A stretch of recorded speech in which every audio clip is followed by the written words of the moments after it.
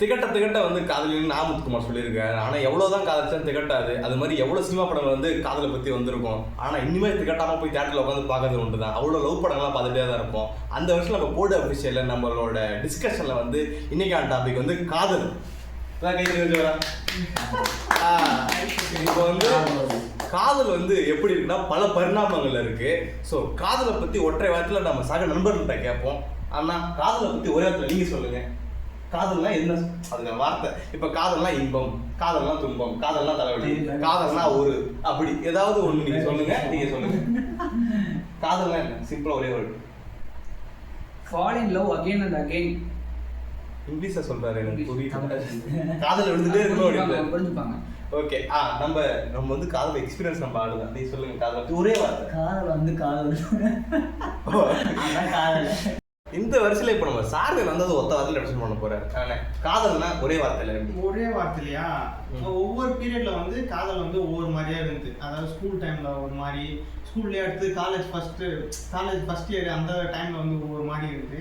இப்போ வந்து தனுஷ் சொல்ற மாதிரி லவ் வந்து ஒரு ஓவர் ரேட்டட் எமோஷன் மாதிரி தான் தெரியுது. பாத்தீங்களா? காதல ஆராய்ச்சி அவர் அதை மட்டும் தான் சொல்ல முடியும். ஆராய்ச்சிலாம் இல்ல, அதை நான் பண்ணதே இல்ல. எல்லாரும் தாடி வளர்த்துருக்கோம், அவரு தாடி வளர்த்துருக்காரு. இல்ல எல்லாருமே வந்து பார்த்தாலே சலிச்சு போயிடுது. என்னடா இது, இதுதான் லவ் பண்ணாத ஒருத்தருக்கு லவ் பார்த்தாலே சலிக்குதுன்னா அந்த அளவுக்கு ஏன்னா மத்தவங்க பண்ண வேலை அப்படி அதை அடுத்தடுத்து நம்ம சொல்லுவோம். இல்ல நம்ம பார்த்து லவ் இதுவா அப்படின்ற மாதிரி லவ்வே பிடிக்காம போயிடுது. அந்த மாதிரிதான் ஒரு கரெக்டா லவ் வந்து போயிட்டு. ஆனா எவ்வளவு செருப்படி பட்டாலும், எவ்வளவு அற வாங்கினாலும், எவ்வளவு காரி மூஞ்சி கண்டாலே துப்புனாலும் திருப்பி காதல் மறுபடியும் காதல் செய்வோம். அதுதான் நம்ம 40 வருடம் திகட்ட காதல்னு சொல்லியிருக்காரு. நான் நம்புறேன். ஏன்னா காதல் வந்து இருந்துகிட்டே இருக்கு. அது எப்படி வேணா இருக்கு, சின்ன வயசுல இருந்துகிட்டே இருக்கு. ஸோ அந்த வரிசையில முதல் காதல் இங்க யாருக்கும் முதல் காதல் இல்லை. இங்க காதலே இல்லை யாருக்கும். அதை விடுங்க. முதல் காதலோட ஃபீலிங்ஸ் வந்து நாங்கள் நிறைய புத்தகங்கள்லாம் படிப்போம். புத்தகங்களை படிச்சு சினிமாவில் பார்த்து முதல் காதல் ஒருத்தருக்கு எப்படி இருக்கு அதை வந்து முதல் காதல ஒவ்வொருத்தரும் ஒரு டிஃபரன்ஸ் சொல்லுவாங்க. அதை நம்ம கேட்கலாம். முதல் காதலை பத்தி நம்ம சார் என்ன சொல்லுவார்? ஃபர்ஸ்ட் லவ்வா? ஆமா. ஃபர்ஸ்ட் லவ் வந்து எப்போ எல்லாரோட ஃபர்ஸ்ட் லவ்வும் அந்த ஒன் சைட் லவ்ல இருந்து தான் ஸ்டார்ட் ஆகும்னு நினைக்கிறேன். 8வது படிக்கும் போது இங்கிலீஷ் மிஸ் சேஃப் ஜோனுக்குள்ள போயிட்டான். சேஃப் ஜோன்ல இருந்து சொல்லிட்டு இருக்காங்க. இல்ல உண்மையாவே எல்லா உங்களுக்குலாம் இருந்தது இல்லையா அந்த இங்கிலீஷ் மிஸ்? டீச்சர் மேல இருந்து பிடிக்கும், டீச்சர் பிடிக்கும். ஆனா என்ன தெரியல, இங்கிலீஷ் மிஸ்னாலே அவங்க ஸ்பெஷல் தான். எங்க 8th வந்து பிரியா மிஸ், அவங்க தான் வந்து 7th வந்து கிளாஸ் டீச்சரும் அவங்க தான். ரொம்ப அழகா இருப்பாங்க, ரொம்ப சிம்பிளா இருப்பாங்க. அவங்க வந்து நடத்தும் போது என்ன தெரியல, ரொம்ப அவங்களே பார்த்துட்டு இருக்காங்க போல இருக்கு. லவ்ன்றதே வந்து ஃபர்ஸ்ட் ஒருத்தவங்க வந்து பார்த்துட்டே இருக்கலாம், நம்ம சிரிச்சுட்டே இருக்கலாம்ன்ற மாதிரி இருக்கும். அதுதான் லவ்னா என்னன்னே தெரியாத ஒரு வயசுல அது பேர் என்ன, அந்த அட்ராக்ஷன் வந்து நமக்கு லவ்னு தோணிரும். ப்ராப்பரா இதுதான் லவ் அப்படின்றது தெரியல. முடியல எனக்கு மாதிரி எங்க இங்கிலீஷ் மிஸ் பார்க்க மாட்டாங்கன்னு நம்புறேன். அப்புறமா வந்து 7th வந்து அது ஒரு மாதிரி அதான் லவ்லாம் தெரியாது. ஆனா வந்து மிஸ் வந்து பார்த்துட்டே இருக்கணுன்ற மாதிரி தோணும். அப்புறமா வந்து 8th படிக்கும் போது தான் நினைக்கிறேன், திடீர்னு வந்து இந்த மாதிரி வந்து நான் தான் வந்து கிளாஸ் லீடர். கிளாஸ் லீடர் நீங்களா?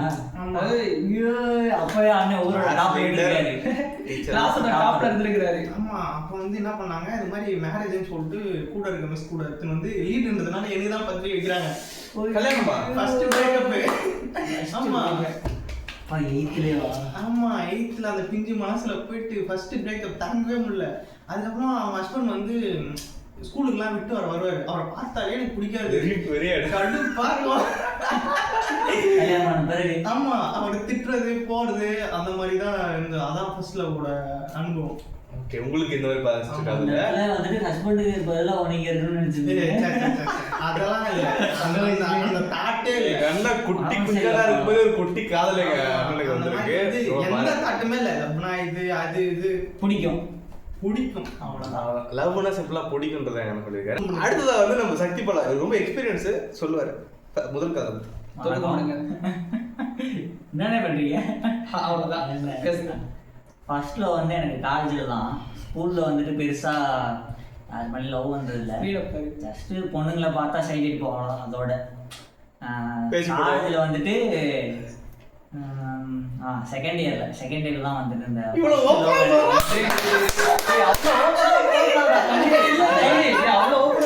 அவன் சொல்றான் அவனுக்கு என்ன வந்து நான் சொல்லு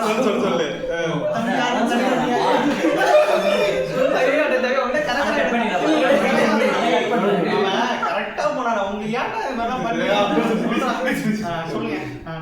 காலேஜில் வந்துட்டு ஃபர்ஸ்ட் லவ்வே வந்துட்டு எனக்கு ஸ்டார்ட் ஆச்சு.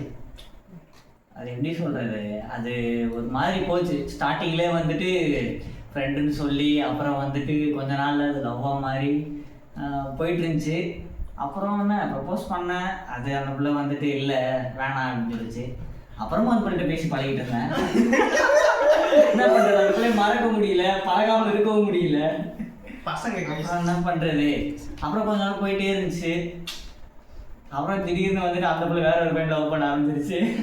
இதை கேட்கவும் எனக்கு இடி வந்த மாதிரி ஆயிடுச்சு. இந்த பையன் அந்த பொண்ணை லவ் பண்ணிருக்கா மிஸ்டேக்கா, அந்த பொண்ணு வேற ஒரு லவ் பண்ணிருக்கா ரொம்ப மிஸ்டேக்கா, அவர் ரொம்ப மிஸ்டேக்கா மிஸ்டேக்காவே நடந்திருக்கு. என்ன கதைனா இதுல நான் லவ் பண்ணிட்டு இருந்தப்போ கூட அந்த பிள்ளை நினைச்சு நிறைய அழுதுருக்கேன். அந்த பிள்ளை வந்துட்டு என்கிட்ட வந்துட்டு சொல்லிச்சு இது மாதிரி வேற ஒரு பையனை லவ் பண்ணிட்டேன் அப்படின்னு. ஒரு செட் கண்ணீர் கூட வரல. பையன் வந்துட்டு மீன முடியல தெரியல. ஆமா இன்னுமே மீறல. உள்ள ஒரு ஓரத்துல லைட்டா அதோட மெமரிஸ் ஸ்டார்ட்ஸ்லாம் எதுவுமே இல்ல. அந்த அண்ணன் மாதிரி டீச்சர் இல்ல சின்ன பிள்ளைல அந்த மாமா பொண்ணு அதெல்லாம் சும்மா கதை விட்டுட்டு இருந்தேன். அது உண்மைலாம் இல்ல. மாமா பொண்ணு இருக்குல்ல, மாமா பொண்ணு இருக்கு. சரி சரி. இப்போ 5 மாமாக்கு 5 பொண்ணு இருக்காங்க. அடுத்துதான் வந்து நீங்க வந்து மிகப்பெரிய லவ் ஸ்டோரியை பார்க்க போறீங்க. முதல் காதலா இல்ல எத்தனாவது காதல் இல்ல காதலா அப்படின்னு சொல்றேன். நான் வந்து எனக்கு இதுதான் ஃபர்ஸ்ட் காதல் அப்படின்னு சொல்லிட்டு டெஃபரன்ஸ் கொடுக்க முடியல. எனக்கு சின்ன வயசுல இருந்தே வந்துட்டு இருந்திருக்குது. எனக்கு தெரிஞ்சு நான் லவ் அப்படின்றத ஒரு ஃபர்ஸ்ட் பாக்குறேன் அப்படின்னா அவனை பார்த்தா 8th ஸ்டாண்டர்ட்ல வந்து எங்க மேக்ஸ் டீச்சரும் எனக்கு லவ் வந்தது கிடையாது. 8th ஸ்டாண்டர்ட் வந்து எப்படி ஆகும் அப்படின்னா எங்க கேம்ஸ் இருக்கும், எங்க மேக்ஸ் மேமுக்கும் ஆமா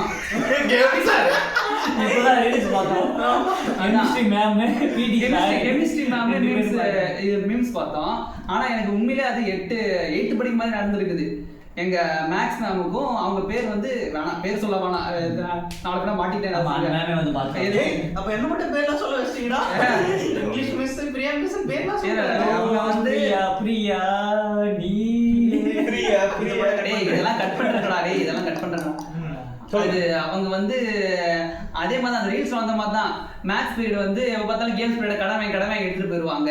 ஏற்கனவே பாதி நாள் வந்து மழை பெஞ்சிருக்கும், கிரவுண்ட் ஃபுல்லாக ஈரமா இருக்கு அப்படின்னு சொல்லிட்டு பீரியட் தர மாட்டாங்க, மேக்ஸ் பீரியட் எடுத்துக்கன்னு சொல்லிடுவாங்க இன்சார்ஜ் பிரின்சிபால்லாம். இவங்க சும்மா பேச மேம் எனக்கு இன்னைக்கு ஃப்ரீயாக தான் இருக்கேன், பீரியட் இல்லை ஃப்ரீயாக தான் இருக்கேன், எனக்கு கேம்ஸ் பீரியட் இருக்கு பரவாயில்ல நீங்கள் எடுத்துக்கங்க அப்படின்னு சொல்லிட்டு பீரியடை கொடுத்து லைஃப்பை கரெக்ட் பண்ணி எடுத்துன்னு போயிட்டாரு. ஆனால் அந்த மேம் செம்ம அழகாக இருப்பாங்க. எனக்கும் அவனை பார்த்தா மேமை பார்க்கும் எனக்கு ஆசை ஒரு ஓகே நம்ம கல்யாணம் பண்ணால் இப்படி ஒரு மேமை கல்யாணம் பண்ணணும் அப்படின்னு சொல்லிட்டு ஆசை இருந்துச்சு. ஆனால் எங்கள் கேம் சாரை பார்க்கவா அந்த ஆசையே போயிடுச்சு எனக்கு. அதுதான் ஃபர்ஸ்ட் லவ். ஃபர்ஸ்ட் லவ்னா அந்த மேம் தான் வந்து ஆக்சுவலி ஃபர்ஸ்ட் லவ் அப்படின்னு வச்சுக்கலாம். Okay super. இந்த 3 பேர் வந்து அருமையா வந்து ஃபர்ஸ்ட் லவ் சொன்னாங்க. அப்புறம் பயங்கரமா ஒருத்தர் வந்து ஃபர்ஸ்ட் லவ் வந்து விவேக் கனகராஜ் வந்து அவரோட ஃபர்ஸ்ட் லவ் அனுபவத்திலேயே சொல்ல போறாரு. எனக்கு விவரம் தெரிஞ்சு இன்னும் யாரும் தெரியுதுன்னு தெரியல, அதை விடுங்க. நான் சின்ன வயசுலட்டு 20 வயசு ஆச்சு. நான் அவ்வளோ பொண்ணுங்க மேலே காதல் கொண்டிருக்கேன். கிட்டத்தட்ட அதை என்ன முடியல, கைகள் விரல் பத்தலை. எல்லா பொண்ணுங்களையும் வந்து இந்த மாதிரி பார்க்குற பொண்ணுங்க மேலாம் காதல் வந்து வந்துச்சு. ஆனால் அதை நான் காதல் நினைச்சேன். அது இப்போ உள்ள ஜென்ரேஷன் இல்லை, எல்லாரும் சொல்கிறாங்க அது ஒரு அட்ராக்ஷன் அப்படின்னு. ஏன்னா நான் லவ் பண்ண பொண்ணுங்கள்லாம் ஒன் சைடட். அதில் வந்து எப்படி சொல்கிறது, அவங்க வந்து இன்னொருத்த கமிட்டட். இது கொஞ்சம் 3 மாதம் கழிச்சு தெரியும். அது வரைக்கும் நம்ம ஃபீலிங்ஸ்லேயே ஓடுறது தான். அது சொல்லுவாங்க, நான் அப்படியே பறங்குறேன். இப்போ எனக்கு என்ன தோணுதுன்னா எது முதல் காதல் அப்படின்ற எனக்கே சந்தேகம் வருது. ஏன்னா நான் எல்லாருமே ஒரே நேரத்தில் 2 பொண்ணு மேலே 3 பொண்ணு மேலே காதல் இருந்ததுன்னா அது காதல் இல்லை, காச்சா இல்லை.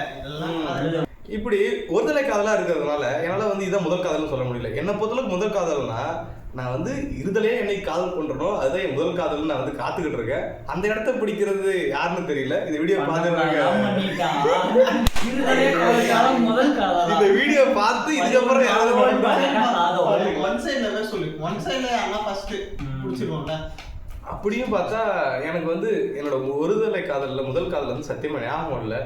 ஏன்னா நான் அரும்பு வயசுல நான் பண்ணதால ஒரு செகண்ட் ஸ்டாண்டர்ட் பாக்குற பொண்ணு 13 கிடையாது. ஏன்னா நான் நிறைய பொண்ணு அதாவது தெரிஞ்சது 13 தெரியாது அடங்காது. சரி அது வந்து விட்டுறலாம், முதல் காதலை விட்டுறலாம். சரி இது முதல் காதல் வந்து எல்லா காதையும் அருமையா இருந்தது என் கதையை தாண்டி. இப்போ பார்த்தீங்கன்னா முதல் காதலை பற்றி பேசியாச்சு. இந்த முதல் காதலில் வர ஃபீலிங்ஸ் இருக்கும்ல, first time butterflies, first time வேறு ஏதாவது நிறைய ஃபீலிங்ஸ் வந்து ஹார்டே உடம்புலாம் முறுக்கேறும். இந்த மாதிரி விஷயங்கள்லாம் முதல் காதல் நடந்து நிறைய படங்களில் பார்த்துருக்கலாம். ஜிவ்வுன்னு இருக்கும் காதலோட ஃபீலிங்ஸ். காதல் வந்து எந்த அளவுக்கு ஒருத்தனை வந்து போட்டு வாட்டி வதைக்குது, இது முதல் காதல் மட்டும் இல்லை, காதல்லே நடக்கும். ஸோ அந்த மாதிரி காதல் ஒருத்தனை ஒரு ஆணை எந்த அளவுக்கு வாட்டுதுன்னு சொல்லி பார்க்கலாம். ஏன்னா இங்கே பெண்கள் இல்லை பெண்களை கேட்டிருக்கலாம். இது ஆண்கள் மட்டும் இருக்கனால ஆண்களோட ஃபீலிங்ஸை நாங்கள் வந்து கொட்டுறோம். எப்படி இந்த காது போட்டு வாட்டுது, அவனை எப்படி சேஞ்ச் ஒர்க் பண்ணுது. மலுமட்டியா இருப்பான், அவனை ஒசரத்துக்கு தூக்கி வைக்கும். ஒசரமா இருப்பான், அவனை மலுமட்டி ஆக்கி வைக்கும். இந்த மாதிரி அந்த மாதிரி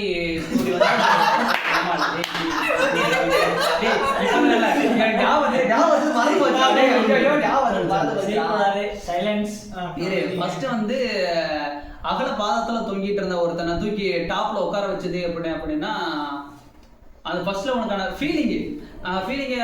ஆனா என்னையவே சொல்லுவேன், அது நான் 12th படிக்கும்போது எனக்கு அது லவ்னு கிடையாது, ஒரு க்ரஷ். அது ஒரு ஸ்டாஃப் மேல தான், அவன் சொன்ன மாதிரி எல்லா டீச்சர் தான். அது இங்கிலீஷ் மேம் தான். இங்கிலீஷ் மேம் வந்து ஆக்சுவலி எங்க இங்கிலீஷ் மேமோட ஜூனியர். அவங்க ஒவ்வொரு ஸ்டாஃப்க்கும் ஒரு ஜூனியர் கொடுத்துருவாங்க. அந்த ஜூனியர் வந்து அப்படியே பேச்சு பழக்கம் போட்டு போனதுல, நீ அடுத்து படிச்சுட்டு 12th முடிச்சுட்டு என்ன படிக்க போற அப்படின்னு சொல்லிட்டு கேட்கவும், நான் இந்த மாதிரி நான் லா டிகிரி சூஸ் பண்ணியிருக்கேன், நான் அங்கே போகிறேன், அதுக்காக படிக்க போறேன் அப்படின்னு சொன்னா, அது வரையும் நான் மகா மட்டமான மார்க், அவ்வளோதான் 60%, 65% இல்லை அதுக்கும் கீழே தான் எடுத்துக்கிட்டு இருந்தேன். பாஸ் ஆகிறது கஷ்டம், அந்த ரேஞ்சில் தான் எடுத்துக்கிட்டு இருந்தேன். சார் அதுக்கெல்லாம் பர்சன்டேஜ் நிறைய வேணுமே, நீ படிப்பியா, சரி ஒரு நல்லா படி, நல்ல இதை சூஸ் பண்ணியிருக்க அப்படின்னு சொல்லுவாங்க. அது எனக்கு அங்கேருந்து என்ன செஞ்சுன்னு தெரியல, எனக்கே நான் நம்ப முடியல. அப்படிதான் 60, 65 இருந்த பையன் எப்படிடா 95, 96 போனா அப்படின்னு தெரியல. 95%, 96% class first, 12th class first, அந்த மாதிரி அந்த இதுக்கு போயிட்டேன். அந்த இதுக்கு போயிட்டேன். ஆனா முடிச்சதுக்கு அப்புறம் தான் கரெக்டா 12th முடிச்சுட்டு வெளியே வர்றேன். அன்னைக்கு வந்து டேட்டு April 22, நான் படிச்சு முடிச்ச செட்ல வந்து எக்ஸாம் முடிஞ்சது. அது கரெக்டா நான் காலேஜ் கிளாஸுக்கு வந்து கிளாஸுக்கு வந்து எக்ஸாம் எழுதி முடிச்சு நான் வெளியே போறேன். என் பஸ் வெளியே கிராஸ் ஆகுது. கீழே இருந்தாலும் உச்சத்தில் எடுத்துட்டு போன வந்து அந்த மாதிரி கதை. பஸ்ல இல்ல, இது கரெக்டா அவங்க பஸ்ல உள்ள வராங்க.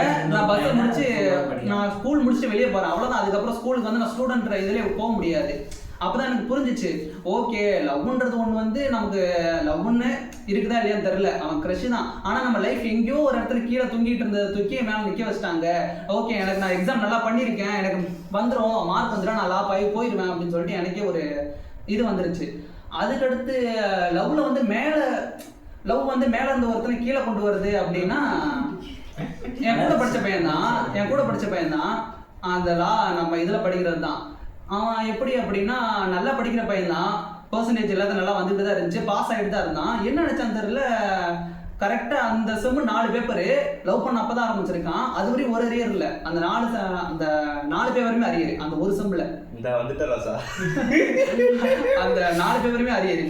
எப்படா இதுன்னு கேட்டா, அந்த லவ் பண்ணிட்டு இருந்தேன், அதை அந்த கூட பேச சுத்தி அவளுக்கு பர்த்டேன்னு சொல்லிட்டு ஊருக்கு போயிட்டு வந்தேன், கேரளா போயிட்டு வந்தேன். இதுல வந்து 2 எக்ஸாம் போயிருச்சு, வேற 2 எக்ஸாம் படிக்கவே இல்லை நானு, அரியரு அப்படின்னா. சரி கிளியர் பண்றோம்னு நினைச்சேன். அதுக்கடுத்து செம் பார்த்தா அதுக்கடுத்து 3மே அரியரு. அது வரையும் ஒரு செம் அரியர் இல்லாம இருந்தவன் 7 அரியர் ஒரே வருஷத்துல. அதான் எனக்கு தெரிஞ்சு மேல இருந்து ஒருத்தனை கீழே கூட்டு வந்தது. அவ்வளவுதான், ஜோரா கைது. அண்ணன் வந்து ரொம்ப சிறப்பாக நம்ம கிளாஸ் சொல்லி முடிச்சாரு.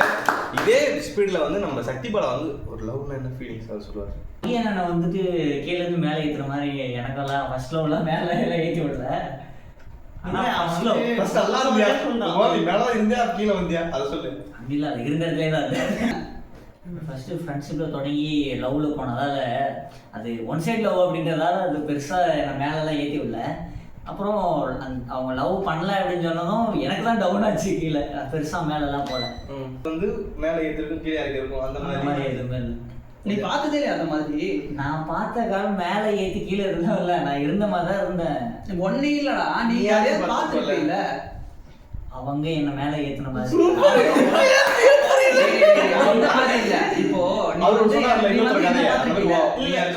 நான் சொல்லல இன்னும் இந்த மாதிரி ஒன்னு கிடையாது, உன் லவ்னு கிடையாது. நீ பார்த்து பார்த்து வளர்ந்த லவ் மாதிரி ஏதாவது இருக்கும். வேற யாராவது love வேற அந்த யாராவது மாதிரி love, இல்ல. கீழே தவத்துல மேல. இதான்டா சி இப்படி மாட்டான்டா அந்த மாதிரி. இப்படி மாட்டான்டா அந்த மாதிரி லவ் பண்றதுக்கு முன்னாடி இந்த மாதிரி இருக்கான், லவ் ஆஃப்டர் வந்து இந்த மாதிரி மாறிட்டான்னு சொல்லிட்டு.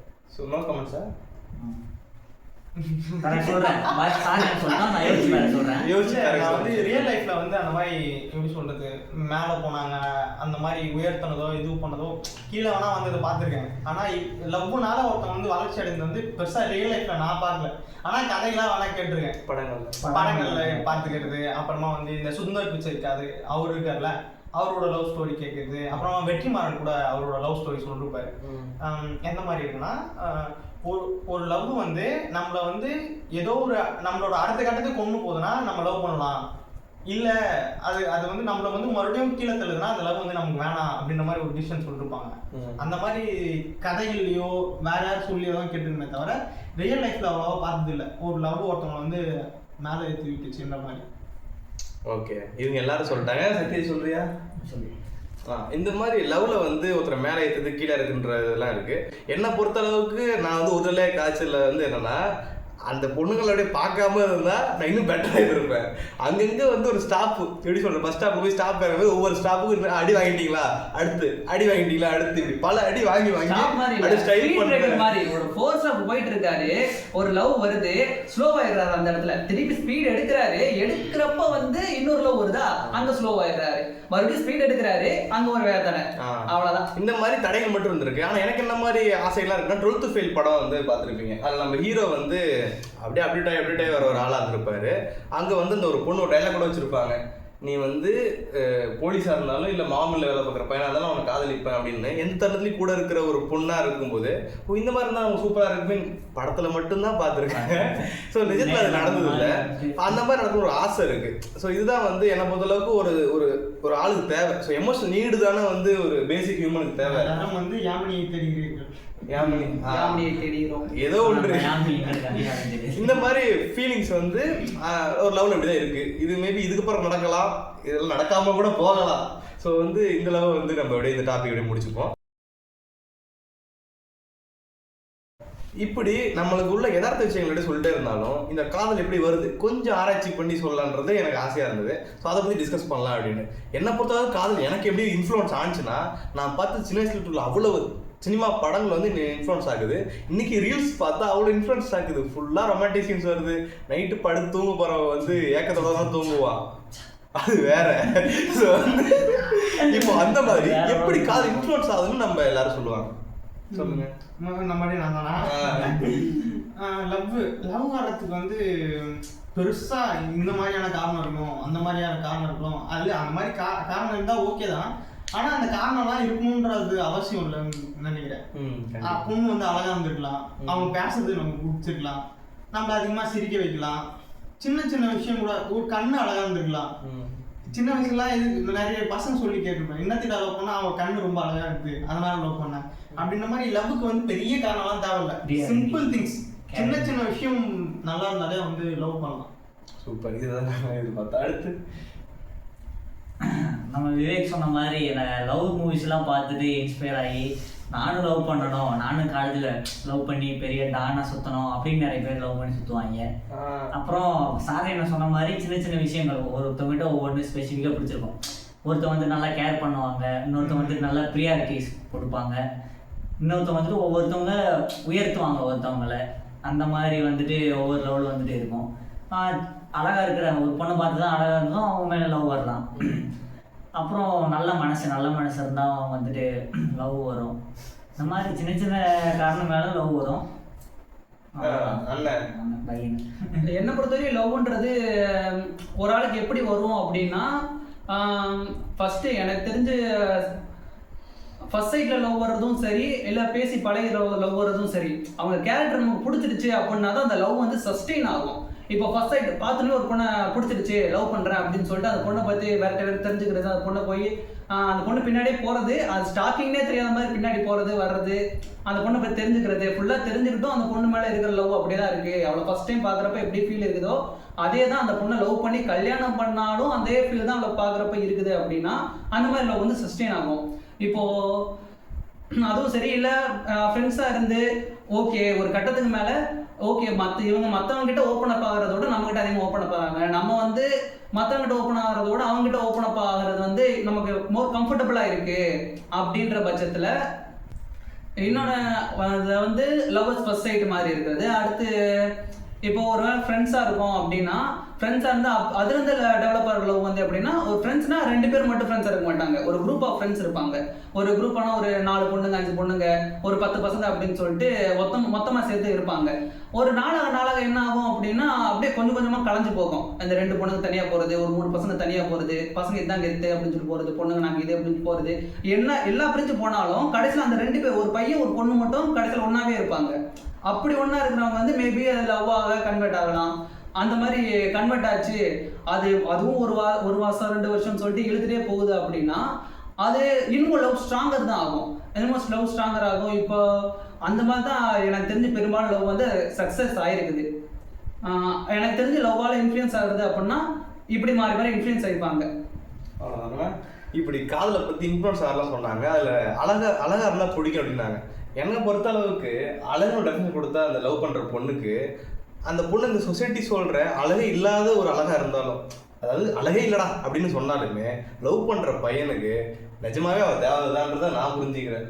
அப்படி இருக்குதானே? ஏன்னா அவள் தான் அழகா தெரியும். அது வரைக்கும் ஊர்லாம் வந்து அவுட் ஆஃப் ஃபோக்கஸில் தான் இருக்கும். பொண்ணு அப்படி இருக்கணும், சினிமாவில் ஹீரோயின் மாதிரி வெள்ளையா சப்பியா இந்த மாதிரிலாம் இருக்குன்னு சொன்னாலும், ஒரு பொண்ணு வந்து அதெல்லாம் இல்லாமே இருந்தாலும் லவ் பண்ற பையனுக்கு அதான் தேவதை அப்படின்றது சொன்னாங்க. ரெக்க மட்டும் இருந்தா அழகு தேவதை சொல்லுவாங்கல்ல சினிமா படத்துல, அழகுன்றது மூஞ்சில இல்ல மனசுல இருக்கு அப்படின்ட்டு. அந்த மாதிரி அழகு இல்லாதனாலும் மனசு நல்ல மனசு இருந்துச்சுன்னா அது அவனுக்கு பிடிச்சதா இருக்கும்.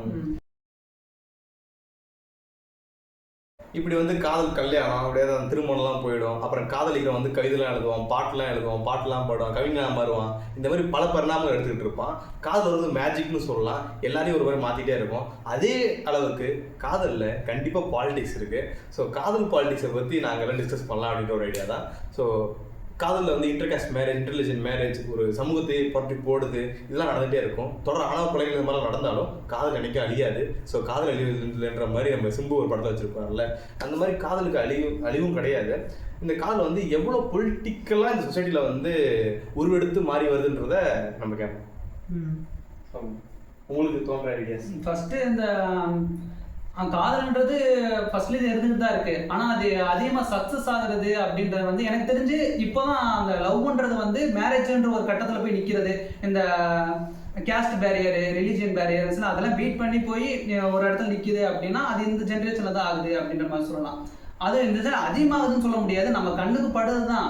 இவங்க வேற கேஸ்ட் கல்யாணம் பண்ணிக்கூடாதுன்னு சொல்லிட்டு அந்த ஆணவ படுகொலையோ இல்லை இவங்க வேற மதம் கல்யாணம் பண்ணிக்கூடாதுன்னு சொல்லி ரெஸ்ட்ரிக்ட் பண்ணுறதும் வந்து அதிகமாக இருந்துட்டு தான் இருக்கு. ஆனால் கம்பேரிட்டிவ்லி போன ஜென்ரேஷனோட கம்பேரிட்டிவ்லி இந்த ஜென்ரேஷன் வந்து அதிகமாக இருக்கு. அதிகமாக வந்து லவ்ன்றது சேருது அப்படின்றது எனக்கு ஒரு தாட் இருக்குது. ஆனால் அதுக்கு இவனுக்கு அடிக்க போறானுன்னு தெரிஞ்சு போச்சு, அப்புறம் என்ன செய்யறது? நீங்க அடிக்கணும்னு நினச்சிங்களா? சக்திக்கு இதை பத்தி கருத்து இருக்கு. சக்தி உங்களுக்கு கருத்து சொன்னீங்க.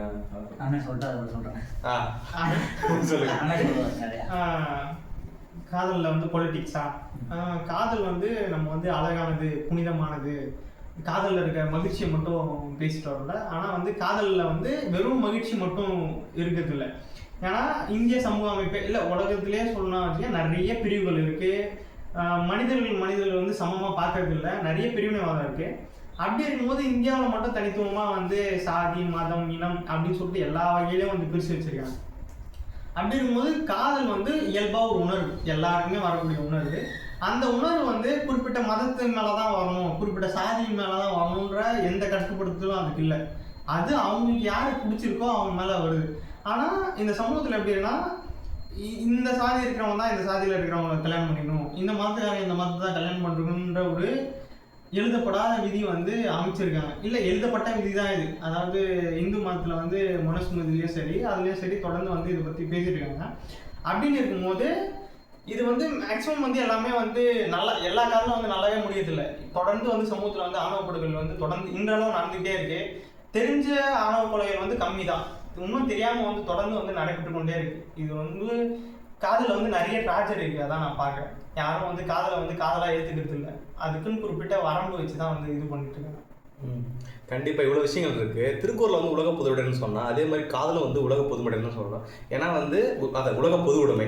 ஸோ ஏன்னா பார்த்தீங்கன்னா நீங்கள் அந்தந்த ஒரு ஏரியாவுக்கு ஒரு தமிழ் ஆடியன்ஸுக்கு ஒரு படம் எடுத்தா, இல்லை தெலுங்கு ஆடியன்ஸுக்கு படம் எடுத்தா, ஹிந்தி மலையாளம் இப்படி தனித்தனி படம் எடுத்தா, ஹாலிவுட் ரேஞ்சில் அவங்களுக்கு ஒரு படம் எடுத்தா, இந்த மாதிரி அவங்கவுங்க ரேஞ்சில் உள்ள அவங்கவுங்க படத்தை எடுத்தால் அவங்க கனெக்ட் ஆகும். ஆனால் காதல்ன்ற ஒரு படத்தை வந்து எடுத்தால் இங்கே உள்ள உலகத்தில் உள்ள எல்லாரும் கனெக்ட் ஆகுது. ஸோ அந்த அளவுக்கு பார்க்கும்போது காதல் ஒரு உலக பொது உடைமைன்னு எனக்கு சொல்ல தோணுச்சு.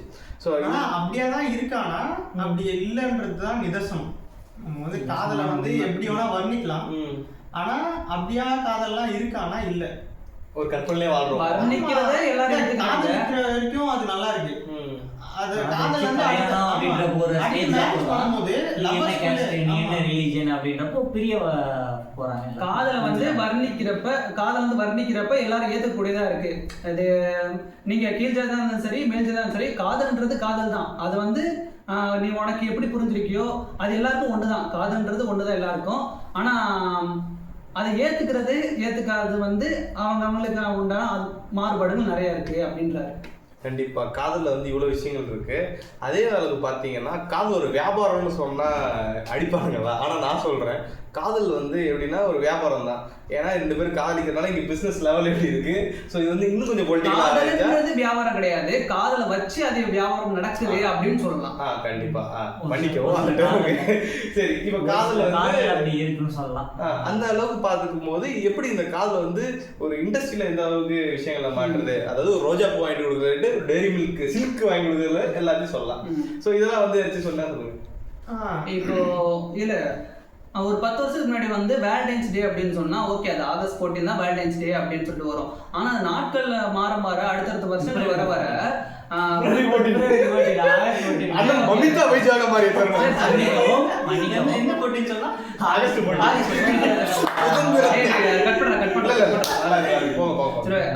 Feb 14 வந்து 10 வருஷத்துக்கு முன்னாடி எப்படி இருந்துச்சு அப்படின்னா Feb 14 மட்டும்தான் வேலண்டைன்ஸ் டே. அது ஒரு நாளுக்கு தான் காதலர்கள் ஒண்ணு கூடுவாங்க. அதனால இது பேர் என்ன ஆர்காசமாய் பறக்கிறது எல்லாமே அப்பதான் நடக்கும். காதல் பறக்கிறது வந்து அதிகமா பறக்கிறது வந்து ஆகஸ்ட் 14 அப்படின்னு தான் சொல்லுவாங்க. மேபி அந்த செஞ்சுரிஸ் எல்லாம் பாத்தீங்க அப்படின்னா Feb 14 தான் காதலை வந்து தெரிவிக்கிறதுக்கு உண்டான ஆளாவே ஒரு இதா இருந்துட்டு இருந்தது அப்படின்னு சொல்லலாம். ஆனா இப்ப அதுக்கு அடுத்து காலங்கள் மாற எப்படி இருந்துச்சு அப்படின்னா ஆகஸ்ட் 1 இருந்து ஆகஸ்ட் 20 வரைக்கும் அந்த 20 நாளுமே தொடர்ந்து வரிசையா teddy day, chocolate day, gift day, hug day, slap day, breakup day. சரி, ஓகே ஆகஸ்ட் மாசம் அதனால சொல்றாரோ இல்ல அவங்க பிறந்த நாள் அதனால சொல்றான்.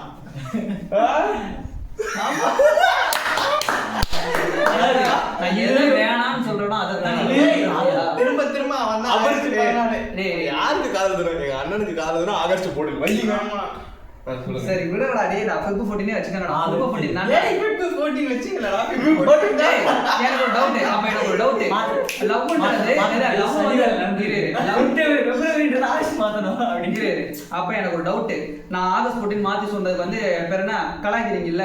அப்ப வருஷத்துல Feb 14 மட்டும் தான் காதலர் தெரிவிக்க முடியுமா? Feb 14 மட்டும் தான் காதலர் வந்து ஒண்ணா இருப்பாங்க, அன்னைக்கு மட்டும் தான் சந்தோஷமா இருப்பாங்கன்னு இருக்குதா?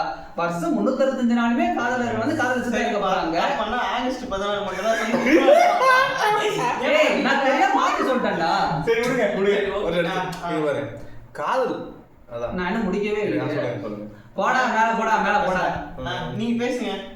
என்ன அதை சுத்தியே வந்து அதிகமான பிசினஸ் வந்து வளர ஆரம்பிச்சிருச்சு. இப்போ ரோஸ் டே அப்படின்னு சொன்னா மத்த நாள்ல ஒரு ரோஸ் இது பண்றோம் அப்படின்னா ஒரு 40 ரூபா 50 ரூபா கேட்கறாங்கன்னா அன்னைக்குன்னு போனா 100 ரூபாய்க்கு கேட்பானுங்க. சரி ஓகே, என்ன ஃபர்ஸ்ட் டெய்ரி மில்க் வந்து நம்ம ஊருக்குள்ள வரும்போது எப்படி வந்தான், எத்தனை ரூபா சாக்லேட்டா வந்தான் அப்படின்றது நமக்கு தெரியும். இப்போ ஏறி 520 ரூபாய் போய் நிற்கிறான் சாக்லேட்ல அந்த ஹார்ட் ஷேப் போட்டது அப்படின்னு சொல்லிட்டு சாக்லேட் இண்டஸ்ட்ரின்னு சொல்லிட்டு சாக்லேட் இண்டஸ்ட்ரியை வளர்றான். ஃப்ளவர் இண்டஸ்ட்ரியும் அந்த பொக்கே இண்டஸ்ட்ரியும் அவன் வளர்றான். கிரீட்டிங் கார்டு அவன் வளர்றான். அதெல்லாம் இந்த மாதிரி இதை சுற்றி வந்து ஒரு எக்கனாமிக் ஸ்ட்ரக்சர் வந்து உருவாகுது. அதிகமாக இண்டஸ்ட்ரியலைஸ் பண்ணப்படுது லவ்ன்றது அப்படின்றது என் கருத்து. இதை வந்து இவ்வளவு தெளிவா இங்க எங்க 3 பேரும் சொல்ல முடியாது, எங்க அண்ணன் ஒருத்தரெல்லாம் சொல்ல முடியும். இந்த மாதிரி 2 மணி நேரம் பேசணும்னா கூட பேசுவாங்க. சக்தி நான் சொல்லிடுறேன். கடவுள்னு சொன்னா கடவுள் இருக்காரா இல்லையா கண்ணால பார்க்க முடியும்னு தெரியாது. ஆனா காதல்னு சொன்னாலும் அது இருக்குதா இல்லையா கண்ணால பார்க்க முடியுமான்னு தெரியாது. எல்லாம் ஒரு ஃபீலிங்ஸ், ஒரு பிலீவ் தான். ஸோ அடுத்த வகையில இப்ப நம்ம சக்தி வந்து காதல ஒரு வியாபாரம் இல்ல காதல வச்சு வியாபாரம் இந்த மாதிரி விஷயம் சொல்லுவாரு. காதல வச்சு வியாபாரம் அப்படின்லாம் எனக்கு தெரியல.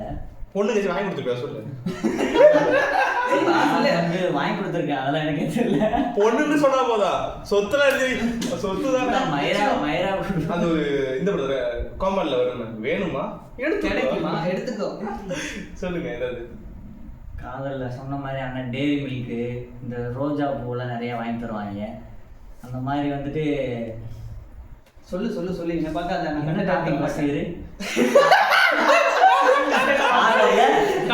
காதல்ல வியாபாரம் காதல் வச்சு வியாபாரம் என்ன பெருசா இருக்கு, பெருசா இருக்கு. நீ இது வாங்கிட்டு கரெக்டா இந்த ஆகஸ்ட் 14 வச்சு பேச ஐயோ மறுபடியும் இந்த ஆகஸ்ட் 14 போட்டே ஆகணும்டா. இந்த ஃபெப் 14 வந்துருச்சு. ஃபெப் மந்த் ஆரம்பிச்சிருச்சு இல்ல, ஜான் பாதிக்கு மேலேயே வந்து எல்லா இன்ஸ்டாகிராம் ஃபீல்ட்லயும் சரி, யூடியூப் விளம்பரத்துலயும் சரி, உங்க லவருக்கு இது வாங்கி கொடுத்துட்டீங்களா, உங்க லவருக்கு அது வாங்கி கொடுத்துட்டீங்களா அப்படின்னு சொல்லிட்டு மேக்கப் செட்டு ட்ரெஸ் அது ஃபுல்லா ஆஃபர்ல போட்டுருவான். மெகா பிப்ரவரி சேலு, மெகா வேலண்டைன்ஸ் டே சேலு அப்படின்னு சொல்லிட்டு அவனே வந்து இது பண்ணி எடுத்துட்டு போயிருவான். அது பார்க்க நமக்கு கில்ட் ஆயிரும். ஐயோ வாங்கி தரணுமே வார நாள் நினைக்கிட்டு இருக்கேன்னு சொல்லிட்டு அதுவே கில்ட் ஆயிரும். அதனால வந்து அதுல இருந்து ஒரு 2 மணி நேரம்ல விடியோடே ஒரு தடவை எங்க அண்ணன் பேசுவாரு. நண்பனுக்கு சில பேர் காதல் நம்ம நண்பனுக்கு சில பேர் வியாபாரமா பார்த்திருப்பாங்க. காதல நம்ம நண்பனுக்கு சில பேர் வியாபாரமா ஏதாச்சும் கொடுத்துருப்பாங்க, இல்ல இவரு ஏதாச்சும் வியாபாரமா கொடுத்துருப்பாரு, இவரு திருப்பி கொடுத்துருப்பாரு காதல் முடிவுனால. அந்த மாதிரி அனுபவங்கள் இருந்தா சொல்லலாம்.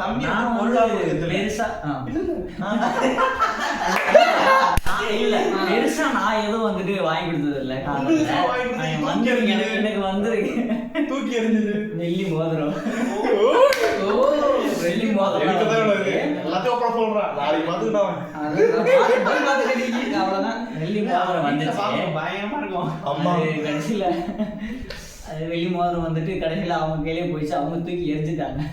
பாத்தீங்களா, காதல் வியாபாரம் இல்ல காலேஜ் வியாபாரம்னா அந்த வியாபாரம் ஒரு பொருட்டே இல்ல, காதல் முள்ளன்றதை நம்ம சக்திட்டு இருந்து கத்துப்போம்.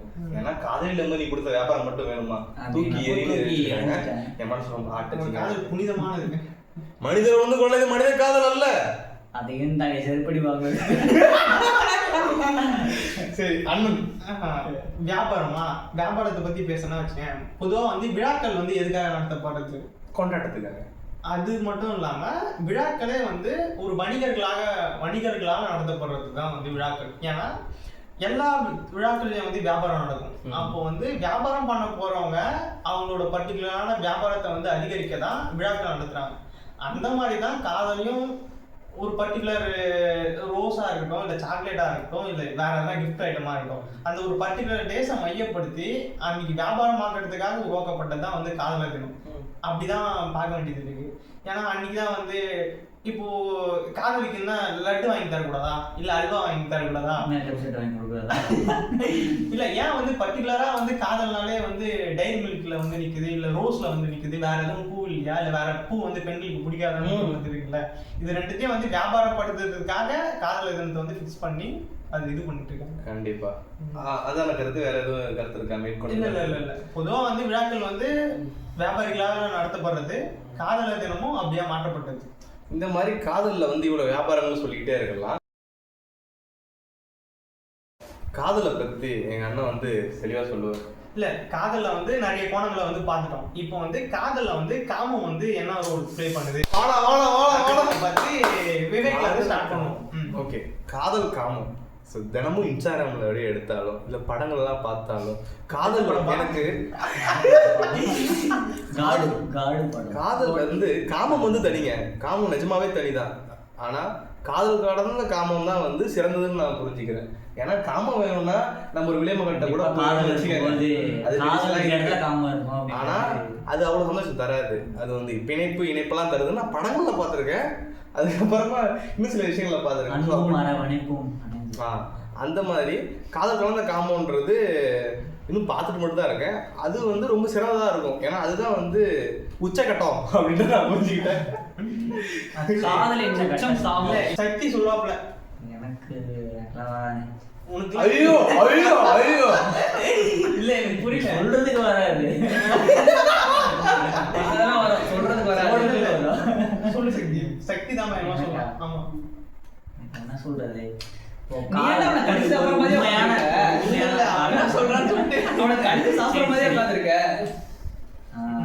ஒரு உண்மையான காதல் இருந்தாலே வந்துட்டு காதலுக்கு அடுத்த கட்டம் காமம் இருக்கும்ன்றது. உண்மையான காதலை மட்டும்தான் காதலுக்கு அப்புறம் காமம் இருக்கும். உண்மையான காதல் இருந்தாலே அடுத்த கட்டம் வந்துட்டு காமம் இருக்கும் அப்படின்றது. ஆனா என்னன்னா அந்த காமம் இருந்தா அது நல்லதா கெட்டதா அப்படின்றது ஒரு டவுட் இருக்கு.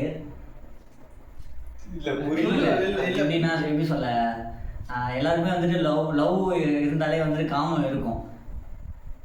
ஏதோ சொல்ல மாட்டேன், ஏதோ வந்துச்சு ஏதோ சொல்ல மாட்டேன், வரல. நான் வந்து கொஸ்டினாவே கேட்கறேன். இப்போ வந்து அப்பனா வந்து காதல்ல வந்து முத்தங்கள் வந்து பரிமாணப்படுது. முத்தம் வந்து காமத்தை சார்ந்ததா? காதல்ல தந்தைக்கு காமத்தை சார்ந்ததா என்று காதல்ல சார் அப்படிங்களா சார்? சரிங்க சார். இல்ல காதல்ல முத்தம், காதல்ல முத்தம் கண்ண முத்தமா, நெத்தி முத்தமா, முத்தமா உதட்டோட உதடுதான் ரிப்ளாக். சரி ஓகே. காதல்ல அப்ப முத்தம்லாம் இருக்குல்ல, அதெல்லாம் வந்து எப்படி காமத்துல வந்து எடுத்துக்க மாட்டீங்களா? சொல்லுங்க. அது அன்பை பரிமாறுறதும் இருக்கு, காமத்துல எடுத்துக்கிறதும் இருக்கு. நான் எப்படி பாக்குறேன்னா அது நம்ம நார்மலா கண்ணத்துல பண்றோம், சும்மா நெத்தியில பண்றோம் அப்படின்னா அது அந்த டைம்ல அது அன்பை பரிமாறுறதா கூட இருக்கும். நம்ம லிப் டு லிப் அப்படின்னு போறப்போ அது காமமா கூட போகும். எல்லாம் கையில இருக்கிறதும் தோல்தான், கண்ணத்துல இருக்கிறதும் தோல்தான், உதட்டுல உதடு தோல்தான் என்ன இருக்கு உதட்டுல. ஆனா என்ன ஒண்ணு இருக்கு, அது அடிச்சு மட்டும் தெரியும். அது பண்ணவங்களுக்கு அதை பத்தி தெரியும் நினைக்கிறேன். இல்ல அது எப்படின்னா ரீல்ஸ்லயே அது வந்துட்டு ரொம்ப இன்வால்வ்மெண்டா பண்ணும்போது கண்டிப்பா அது ஒரு காமத்தோட ஸ்டார்டிங் தான் அப்படின்ற மாதிரி எனக்கு ஃபீல் ஆகுது. அதுக்கு அடுத்துதான் நம்ம போவோம் எல்லாத்துக்கும். அது ஒரு ஆரம்ப புள்ளி அப்படின்ற மாதிரி. இல்ல அதிகமா மீடியா இன்ஃப்ளூயன்ஸ் ஆயிருக்காரு. இப்போ லிப் டு லிப் கிஸ் அடிச்சாதான் வந்து காமத்தை தூண்டுறதா இருக்கும். இந்த நெத்தியில கிஸ் பண்றதோ, கண்ணத்துல கிஸ் பண்றதோ, கையில கிஸ் பண்றதோ வந்து காமத்தை தூண்டுறது இல்ல. அது வந்து ஜஸ்ட் அன்பின் வெளிப்பாடு. லிப் டு லிப் அடிக்கிறது வந்து காமத்தின் உச்சம் தான். அது வந்து அது காதலின் வெளிப்பாடு கிடையாது அப்படின்னு சொல்லிட்டு அதிகமா மீடியாவில இன்ஃப்ளூயன்ஸ் பண்ணப்பட்டிருக்கோம் அப்படின்றாரு தம்பி. அதுல ஒண்ணு இல்லடா முத்தத்துல ஒண்ணு இல்லடா, வாய்ப்புல ஒண்ணு கிடையாதுன்றது அண்ணன் கருத்தா. டிஸ்க்ளைமர் போட்டு ரெண்டு பேருக்கும் இது வந்து என்னன்னா அவங்க ரீல்ஸ்ல பார்த்தது ஓடும் பின்னாடி டிஸ்க்ளைமர் ஓடுதா கீழ இருக்கும். இப்ப அண்ணன் வந்து முத்தத்தை பத்தி சொல்லுவாரு மொத்தமாவா? சரி ஓகே. கேள்வி கேட்டதா ஒரு பதில் சொல்லணும். நான் வந்து எப்படி பாக்கறேன்னா, அன்பு வந்து காமமாலாம் தனியா விட்டு வச்சுக்கேன். அன்பை பரிமாறுறதே வந்து நம்ம வந்து எப்படி பரிமாறும், அப்படி குழந்தைங்கள்ல இருந்து ஸ்டார்ட் பண்ணாலும் இல்ல நாங்க பேசும்போது இல்ல கான்ட்ரோவர்சியல் டாபிக் கொடுத்துட்டு நீங்க பேசும்போது இல்ல நாங்க பேசும்போது கான்ட்ரோவர்சியல் டாபிக் கொடுத்துட்டு நீங்க பேசும்போது முதல்ல இத அப்படியே தூக்கி வர வச்சிருவோம். அப்ப அன்பை பரிமாறுறது குழந்தைகிட்ட எப்படி வரும்னு சொல்ல அதே நான் ஆரம்பிக்க மாட்டேமா. இவரு ஒரு வேற புள்ளியில இருந்து அந்த புள்ளி அப்படியே அத வந்து கனெக்ட் பண்ணணும். பையன் புரிஞ்சுக்கிறான் உனக்கு. அன்பை வந்து தொடர்றதுல இருந்து நம்ம வந்து ஸ்டார்ட் பண்றோம். குழந்தைகளை தொடர்றதுல இருந்து இது பண்ணதுல அன்பை வந்து அப்படி பரிமாறும். அந்த இதுல வந்து முத்தமா இருந்தாலும் சரி, எதுவா இருந்தாலும் சரி, காதலை வந்து வெளிப்படுத்துற விதமா கட்டி பிடிக்கிறது, முத்தம் கொடுக்கறது, ஜஸ்ட் தலையை இப்படி சும்மா தொடுவாங்கல்ல, அதுலயே வந்து அன்பு வந்து ஷேர் ஆகும். அப்படின்னு இருக்கிறப்போ அதோட எக்ஸ்டெண்டட் வெர்ஷனா தான் வந்து நான் வந்து காமத்தை வந்து பாக்குறேன். ஏதோ வந்து இப்போ நிறைய ஹராஸ்மெண்ட் நடக்கிறது, பெண்களுக்கு எதிரான வன்முறை நடக்கிறது, தொடும்போது கூட அது ஹராஸ்மெண்டாவும் இல்ல தெளிவான புரிதலை கொடுக்காதோட விளைவு தான் வந்து அதுவோ அப்படின்ற மாதிரி தான் பார்க்க வேண்டிய இது இருக்கு. ஏன்னா காமத்தை பத்தி யாருமே வந்து வெளிப்படையா பேசவே மாட்டோம். அதனாலயே வந்து அது வந்து பொத்தி பொத்தி மறைச்சு பண்றதெல்லாம் பண்றேன், பேசதான் மாட்டேன். எப்பயுமே மறைபொருளா இருக்க ஒரு விஷயம் வந்து அதோட ஆர்வத்தை தான் தூண்டுற மாதிரி அதிகரிக்கும். அந்த மாதிரி வந்து காதலோட வந்து அதோட அடுத்த நிலையா தான் வந்து நான் காமத்தை பார்க்குறேன். அதனால வந்து காதல்ல காமம் இருக்கிறது வந்து தப்பு இல்லை, காதலே காமமா இருக்கிறது தான் தப்பு. அதுவும் இல்ல ரிலேஷன்ஷிப் இருக்கிறது வந்து நம்ம எந்த இன்டென்ஷனுக்காக பழகுறோன்றத அவங்களுக்கு தெரிஞ்சாலும் அவங்க 2 பேரும் ஒரே இன்டென்ஷன்ல இருந்தா தப்பு இல்ல. நான் ஒரு இன்டென்ஷன்ல இருந்து அந்த புள்ள வேற இன்டென்ஷன்ல இருந்து அந்த 2 இன்டென்ஷனும் வேற மாதிரி இருந்தா தான் பிரச்சனை. 2 பேருமே அதுல தான் இருக்க போறோம்னா அது பிரச்சனையே இல்லைல்ல. கரெக்ட். 2 பேருமே காதலிக்க தான் போறாங்க அப்படின்னா அதுவும் பிரச்சனை இல்ல.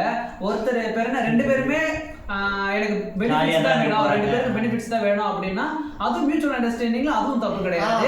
ஆனா ஒருத்தர் காதலாவும் ஒருத்தர் காமாவும் இருக்கிறது பிரச்சனை அப்படின்னு சொல்ல வர்றாங்க. இதை நான் என்ன புரிஞ்சுக்கிட்டேன்னா, காமத்தை வந்து அழகா டிஃபைன் பண்ண முடியுது, இதுதான் காமம் பார்த்துக்குங்க, இதெல்லாம் பண்ணா காமம் அப்படின்னு. ஆனா அதே இதுல அதை கொண்டு வர காதலை வந்து டிஃபைன் பண்ண முடியல. ஏன்னா ஒவ்வொருத்தருக்கும் காதல் மாறுபடுது, ஒவ்வொரு இன்டென்ஷன் ஒரு மாதிரி. எனக்கு இதனால காதல் இப்படி ஒரு காதல் புரிஞ்சிக்க முடியாத ஒரு புள்ளியா தான் நான் வந்து காதலை பாக்குறேன். ஸோ இந்த வகையில காதலும் காமமும் அழகா பேசியாச்சு.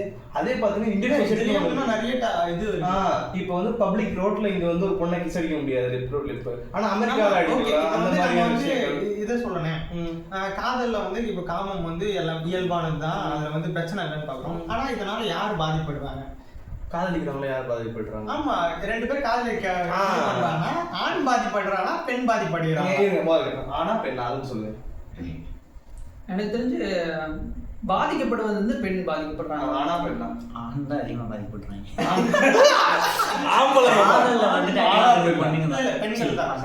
இப்படி ஆளாளுக்கு ஆணும் பெண் அப்படிலாம் சொன்னாலும் என்னை பொறுத்த அளவுக்கு பெண் வந்து பிசிக்கலாகவும் ஆண் வந்து மென்டலாகவும் பாதிக்கப்படுறான்றதை நான் புரிஞ்சுக்கிறேன். மென்டலாகவும் வந்து பெண்கள் பாதிக்க, ஆனா மேக்ஸிமம் வந்து பெண்கள் தான், அதை நான் ஒத்துக்கிறேன். ஏன்னா வந்து கற்புன்ட்டு அவங்க மேலதான் வந்து தூக்கி வைக்கிறாங்கன்னு கிடையாது, இல்ல சமூகத்தால தூக்கி வைக்கிறாங்க அப்படின்றது கிடையாது. மேபி அப்ப அவங்க கற்பனைட்டாங்க அப்படின்னா அவங்க வெளியே சொன்னாதான் தெரிய போகுது, வெளியே சொன்னா தெரியாது. ஆக்சுவலி இல்ல நான் வந்து பாதிக்கப்படுகிறது பெண்களாங்களா? அதான் பாதிக்க அந்த மாதிரி கேட்டானா? இல்ல இப்போ சொல்லுவான் கடவுள் வந்து ஆண்களுக்கு வந்து குழந்தையை பெறக்கூடிய இது தரல. இல்ல கடவுள் வந்து ஆண்களுக்கு குழந்தையை பெறக்கூடியதோ இல்ல ஆண்களுக்கு வந்து இந்த மாதிரியான பிரச்சனைகளோ மாதாந்திர சைக்கிள் அந்த பிரச்சனையோ இல்லை அப்படின்ற மாதிரி சொல்றாங்க. பெண்களுக்கு வந்து கடவுள் வந்து கொடுத்துருக்காங்க அப்படி மாதிரி சொல்றாங்க. இப்ப 2 பேரும் இன்டர்கோர்ஸா இருக்காங்க அப்படின்னா இன்டர்கோர்ஸா இருந்துட்டு ஓகே ஒன்னா இருந்துட்டாங்க, பட் அதுக்கப்புறம் பிரேக்கப் ஆயிடுச்சு அப்படின்னா பிரெக்னென்ட் ஆக போறதோ சரி, ஒரு உடல் உபாதையோ சரி, யாருக்கு அதிகமாக ஏற்பட போறது? பெண்களுக்கு அதிகமாக ஏற்பட போகுது. பையன் வந்து சர்டன் கேசஸ்ல வந்து பசங்களுக்கு பாதிப்பு ஏற்படலாம், பட் மெஜாரிட்டி 95% to 96% வந்து யாருக்கு பாதிப்பு ஏற்படும்னா பெண்களுக்கு தான் பாதிப்பு ஏற்படும். அதனால தான் சொல்றேன், அந்த காதல் காமம் அதுக்குள்ள அது உள்ள வந்துருச்சு, காதல் காமம் ஒண்ணு சேர்ந்துருச்சு, அதுக்கப்புறம் வந்து ஏதாவது ஒரு பிரச்சனையை பிரிஞ்சு போச்சுன்னா அது அதிகமா பாதிக்கப்படுறது பெண்கள் தான் அப்படின்னு நான் சொல்றேன். இப்ப இவர் ஆண்கள் சொன்னாரு, இவர் எதுனால இல்ல இவன் வந்துட்டு கேட்ட கேள்வி வந்துட்டு நான் காதல வந்துட்டு யாரு அதிகமா அடி வாங்குறன்ற மாதிரி தான் நான் கேட்டேன். ஆனா பிசிக்கலா அப்படின்றது பிசிக்கலா பார்க்கும்போது கண்டிப்பா பொண்ணுங்க மென்டலி வந்து பெண்களும் பாதிப்படுவாங்க ஆண்களும் பாதிப்படுவாங்க. பட் பிசிக்கலி வந்து யாருக்கு அதிகமா பாதிப்பு ஏற்படுது அப்படின்னா பெண்களுக்கு அதிகமா உண்மை. அதை நான் சொன்னதை கட் பண்ணிட்டு இல்ல சொன்ன கொஸ்டின் வேற நினைச்சா அந்த மாதிரி பதில் சொன்னேன். வந்துட்டு ஒன்றும் பிரச்சனை ஆகாது. இப்போ இந்த ஆண் பெண்கள் சொன்னா அண்ணன் ஒரு விஷயத்த அழகா சொன்னாரு, கற்பு. ஸோ இந்த கற்புனால வந்து பெண்கள் ரொம்ப மென்டலியா பாதிக்கப்படுறாங்கன்றது இந்த உண்மை. நான் பாக்கிறேன் கற்பு வந்து யாருக்கு இருக்கு? ஆண்களுக்கும் பெண்களுக்கும் பொதுவா இருக்கா இல்ல பெண்ணின் மீது மட்டும் சுமத்தப்பட்டிருக்கு? அதை பத்தி நான் கருத்து வேணா சொல்லுங்க, பேசலாம். கற்புன்றது பெண்ணின் மேலதான் சுமத்தப்பட்டிருக்கு அப்படின்னு சொல்லலாம். கற்பு அப்படின்றது அவங்களுக்கும் தெரிஞ்சு 2 பேருக்கும் இருக்குது, ஆணுக்கும் சரி பெண்ணுக்கும் சரி. ஏன் டிரான்ஸ்ஜெண்டரா இருந்தாலும் அவங்களுக்கும் சரி, அவங்களுக்குமே கற்புன்றது இருக்கதான் செய்யுது. ஆனா சமுதாயம் வந்து கற்புன்றது யார் மேல சுமத்தப்பட்டிருக்கு அப்படின்னா பெண்கள் மேலதான் சுமத்தப்பட்டிருக்கு அப்படின்னா அதேதான். இப்ப பெண்கள் மீதான் வந்துட்டு கற்பு முழுக்க சுமத்தப்பட்டிருக்கு. பையன் வந்துட்டு என்ன வேணா தப்பு பண்ணிடுவான், தப்பு பண்ணிட்டு சொல்லிடுவான் நான் வந்துட்டு வெஜ்ஜுன்னு அந்த மாதிரி சொல்லிடுவான். ஆனால் பொண்ணுங்க வந்துட்டு ஒரு சின்ன தப்பு பண்ணாலும் அவங்க வந்துட்டு ஃபுல்லாக அந்த மாதிரி தப்பானவங்க அப்படின்ற ஒரு இதுக்கு தள்ளிடுவாங்க. பையன் வந்துட்டு என்ன வேணா ஃபுல்லாக பண்ணிடுவான், நிறைய தப்பு பண்ணிட்டு அவன் வந்துட்டு நல்லவன் நல்லா பண்ணி காட்டிடுவான். பொண்ணுங்களை வந்துட்டு ஒரு தப்பு பண்ணாலும் அவங்கள ஒரு மாதிரி கெட்ட இதுக்குள்ளே கொண்டு போயிடுவாங்க. பழைய படங்கள்லேயே வந்து நிறைய சொல்லியிருப்பாங்க. இப்போ ஒரு மேல் ஜாதி ஆண் இருப்பான், கீழ் ஜாதி பெண்கள், கீழ் ஜாதின்னு சொல்லல, ஒரு மாதிரி இந்த ஷெட்யூல்டு அந்த மாதிரி ஏரியாவில் வந்து வர ஒரு பெண் இருப்பாங்க. இவங்க கெடுத்துட்டாங்க, இது பிசிக்கல் அபியூஸ் நடந்துருச்சு அப்படின்ற பட்சத்தில் அந்த ஆணை வந்து என்ன சொல்லுவாங்க அப்படின்னா, பஞ்சாயத்து கூட ஆண் வந்து நீ போய் குளத்துல மூழ்கி எந்திரி, உனக்கு வந்து உன் கற்பது ரிட்டர்ன் வந்துடும் அப்படின்னா, அந்த பெண் என்ன செய்வாங்க அப்படின்னா அவ்வளவுதான். அந்த பெண்ணுக்கு என்ன செய்வாங்கன்னு கடைசியும் படத்திலே சொல்ல மாட்டாங்க. நேரில் நான் கேள்வி பண்ண அந்த பெண்ணுக்கு அடுத்து என்ன ஆகும் ஏதாவது படங்கள்ல காமிச்சது வந்து ரியல் லைஃப் பேஸ் இல்ல, ரியல் லைஃப் பேஸ்டு தான், ரியல் லைஃப் பேஸ்டு தான். இல்லை எனக்கு என்ன டவுட்னா 2 விஷயம் இது பண்ணிருக்கோம். ஃபர்ஸ்ட் வந்து கற்புன்னு ஒரு பக்கம் பேசணும், இன்னொருத்தர் வெர்ஜினிட்டின்னு சொன்னான்.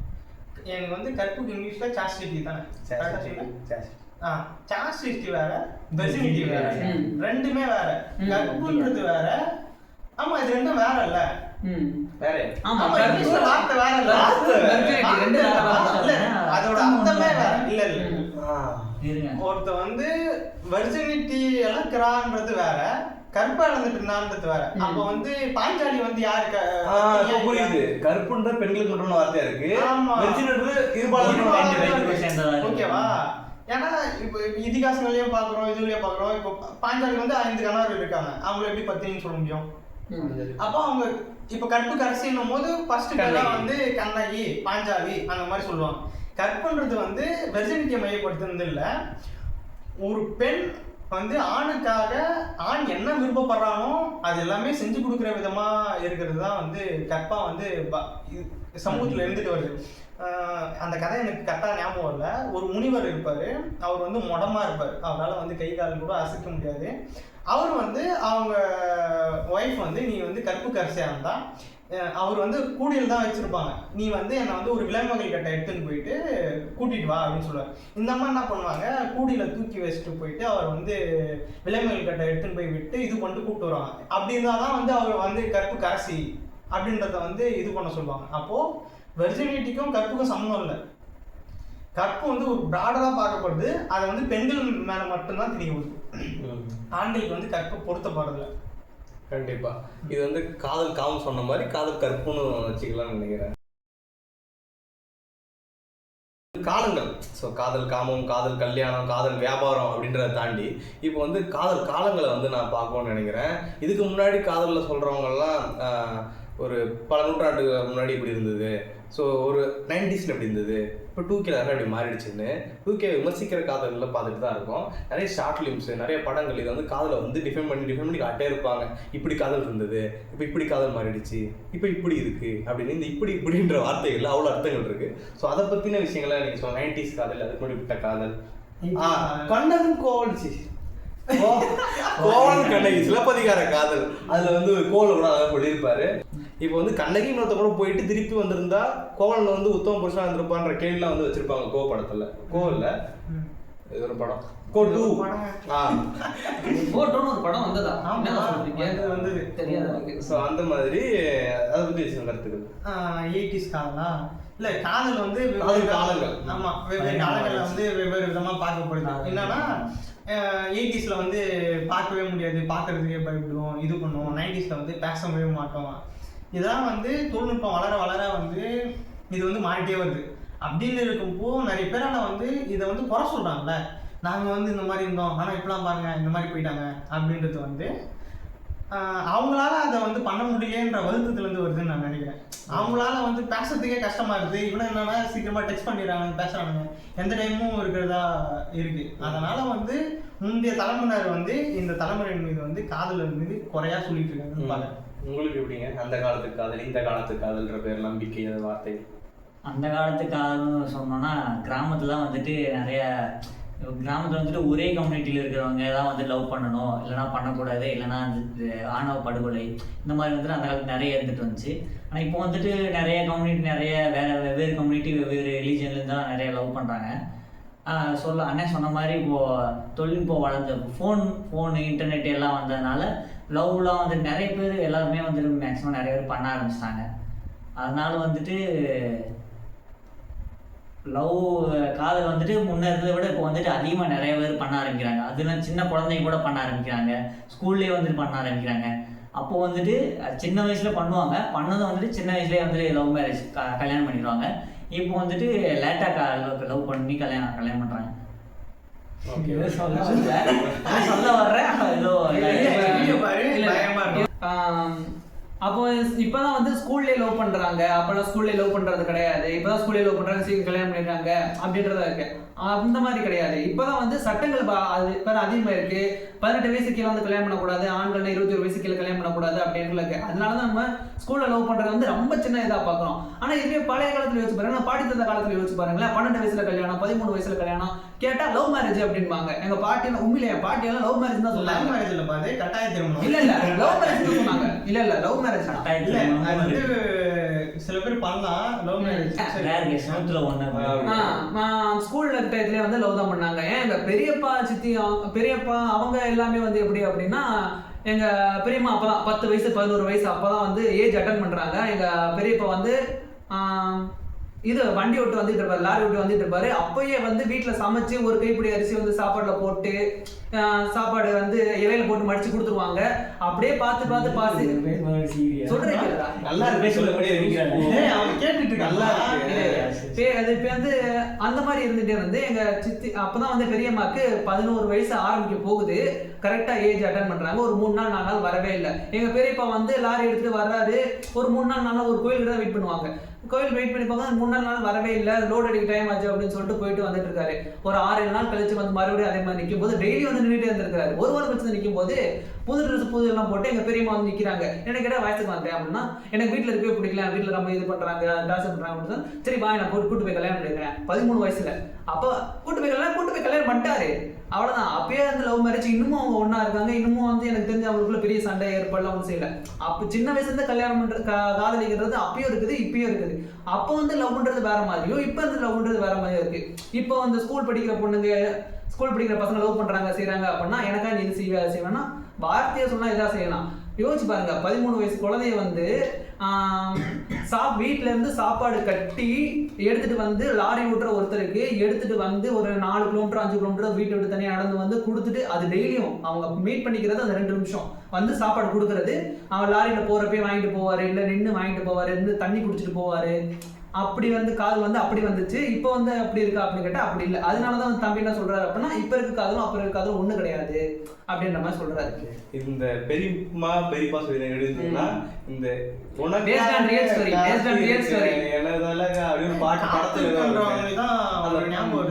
காதல்ல வந்து காத்திருப்பு எவ்வளவு வந்து அவசியம்ன்றத பத்தி அப்படியே அடுத்து போய் போவோம். இதை முடிச்சிடுறேன். இப்போ வந்து இப்போ வந்து இந்த பெரியப்பா சொல்லி சொன்னார்ல, ஏதோ ஒரு படத்துல வரல, உனக்காக காத்து இருக்கேன் ஏதோ பண்ணையார் மாதிரி அப்படியா அந்த படத்துல ஒரு ஸ்டோரி மாதிரி லைட்டா எனக்கு படம் பார்க்கல, பட் அது ஸ்டோரி கோர்ல தான் இருக்குன்னு தெரிஞ்சுது. ஸோ இப்போ என்ன பொறுத்தவரை காதல் காலங்கள்னு பார்த்தீங்கன்னா, வெற்றிமாறன் ஒரு இன்டர்வியூ சொல்லியிருப்பாரு, எல்லா காலத்துலையும் எல்லாமே இருந்தது, அதுக்கான பேர்கள் தான் வேற அப்படின்னு சொல்லியிருப்பாரு. ஸோ அந்த வகையில் பார்க்கும்போது காலங்கள் மாறினாலும் காதல் ஒன்றுதான்றது எனக்கு புரிஞ்சுக்கிறேன்.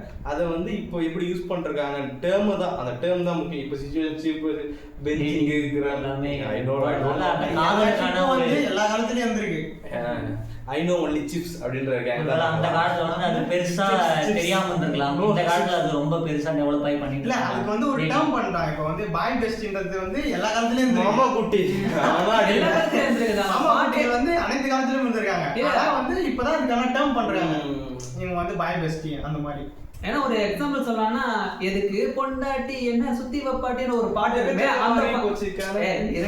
அந்த பாட்டுலயே வந்து ஒரு பாய் பெஸ்டி கணக்கு தான். தலை வந்து வேறடா பகடா பாலாஜி கதை தான் அவரு.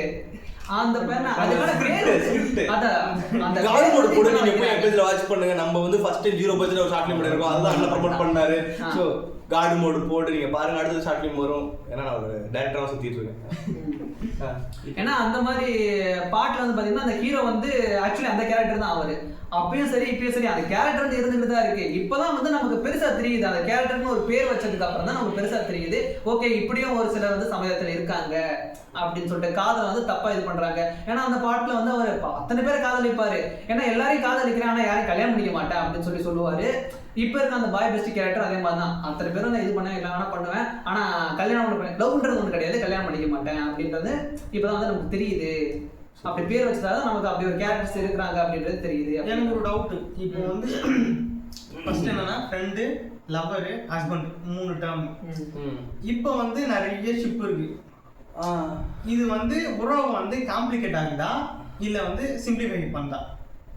நீ ஒண்ணுல இருந்து ஸ்டார்ட் பண்ண. என்ன கேட்டா காம்ப்ளிகேட் ஆகுதானா சிம்பிளிஃபை பண்ணுது முதல்ல வேர்டிங்ஸா, ஆனா ரிலேஷன்ஷிப்பை காம்ப்ளிகேட் பண்ணி விட்டுரும். எப்படின்னா ஒரு லவர் இருக்கானா, லவர் அவனுக்கு இம்பார்ட்டன்ஸ், நீ பாய் பெஸ்டி உனக்கான இம்பார்ட்டன்ஸ், நீ அந்த ஷிப் உனக்கான இம்பார்ட்டன்ஸ். இடையில ஒன்று வருமே short time love, 1 month love, இதெல்லாம் ஒரு இடையில ஒரு பிரேக்கப் படியில் ஒரு காதல். இந்த மாதிரி மாற்றுகள் வந்து ஃபீலிங்ஸ் இருக்கு, ஒரே ஃபீலிங்ஸ் தான், பிடிக்குன்ற ஃபீலிங்ஸை இவனுக்கு இத்தனை விதமாக போட்டு அறுக்குறாங்க. அதான் எனக்கு தோணுது சிம்பிளிஃபை பண்ணுது, ஆனால் அது காம்ப்ளிகேட்டடான ரிலேஷன்ஷிப் அதிகமாக காம்ப்ளிகேட் பண்ணுது. பட் வேர்டிங்ஸை வந்து அவங்களுக்கு அவங்க கிட்ட இருந்து எனக்கு என்ன வேணும் அப்படின்றத வந்து சிம்பிளா சொல்லிடலாம். அவங்க கிட்ட இருந்து எனக்கு இதுதான் தேவைப்படுது அப்படியா, அப்போ ஃப்ரெண்ட்ஸ் வித் பெனிஃபிட், அவன் என்கிட்ட ஃப்ரெண்டா இருக்கணும். எனக்கு ரொம்ப ஆசைங்க friends with benefit, friends with benefit ரொம்ப ஆசை, ஆனால் நடக்க மாட்டேன். அதுக்கெல்லாம் ஆசைப்படக்கூடாது, தப்பு தப்பு.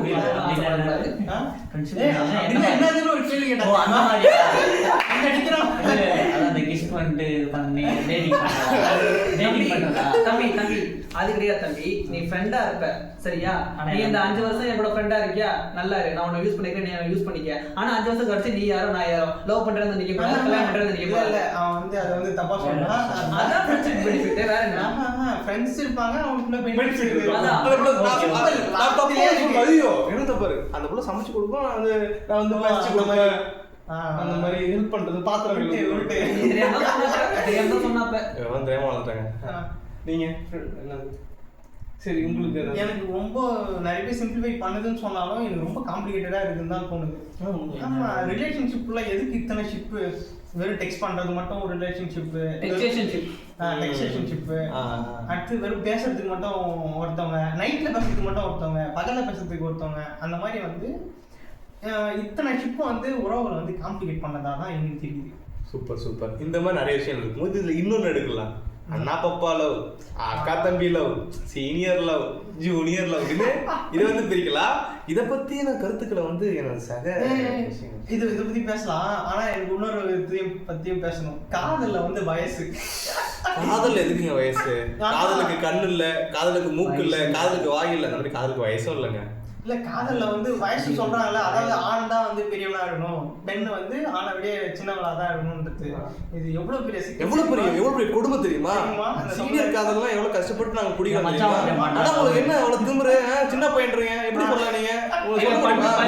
ஆல்ரெடி இது சம்பந்தம் ஒரு ரீல் போட்டுருக்கான். இவன் அந்த லவ் பண்ணக்கூடாதா அப்படினு ஒரு ரீல் போட்டுருக்கான். இவன் அந்த லவ் பண்ண 13 லவ்ல ஏதோ 2 வந்து சீனியர் லவ்வா இருந்திருக்குது. அதனால தான் தம்பி இவ்வளவு ஆவேசப்படுறாப்ல. மெச்சூரிட்டி எல்லாம் வந்து அது தானா வரதுங்க. எனக்கு வந்து எப்படி சொல்றேன், மெச்சூரிட்டி இல்லாம இருக்கலாம் கத்தாங்க, ஆனா எனக்கு அறிவு இருக்கு, உங்களுக்கு இருக்கா? எப்படி நீங்க ஒரு டைம் பண்ணலாம்? அதானே, அத வந்து வயசுல கம்மியா இருக்கிறவங்களா மெச்சூரிட்டி திமுறா எப்படி நீங்க சொல்லலாம்? சின்ன பையனால நாலேஜ் இருக்குங்க, என்னப்பா சின்ன பையன் மாதிரியா இருக்க, பாதிக்கப்பட்ட சங்கத்துல இருக்கிறவங்க கல்யாணம் 2 பிள்ளை பத்த மாதிரி இருக்கானா? இல்ல கல்யாணம் பண்ணதா, அதனால 35 டோன்ட் டெல் சின்ன பசங்க, ஆல்வேஸ் நாங்க பசங்க. இது ஏன் வந்ததுன்னு நினைக்கிறீங்க? அது ஃபர்ஸ்ட் இது வந்து ஆண் மேல திணிக்கிற ஒரு அடக்குமுறை, ஒரு அடக்குமுறை, பெண்ணாதிக்கம். எப்படின்னா ஒரு சின்னவன் எப்படி சொல்லலாம்?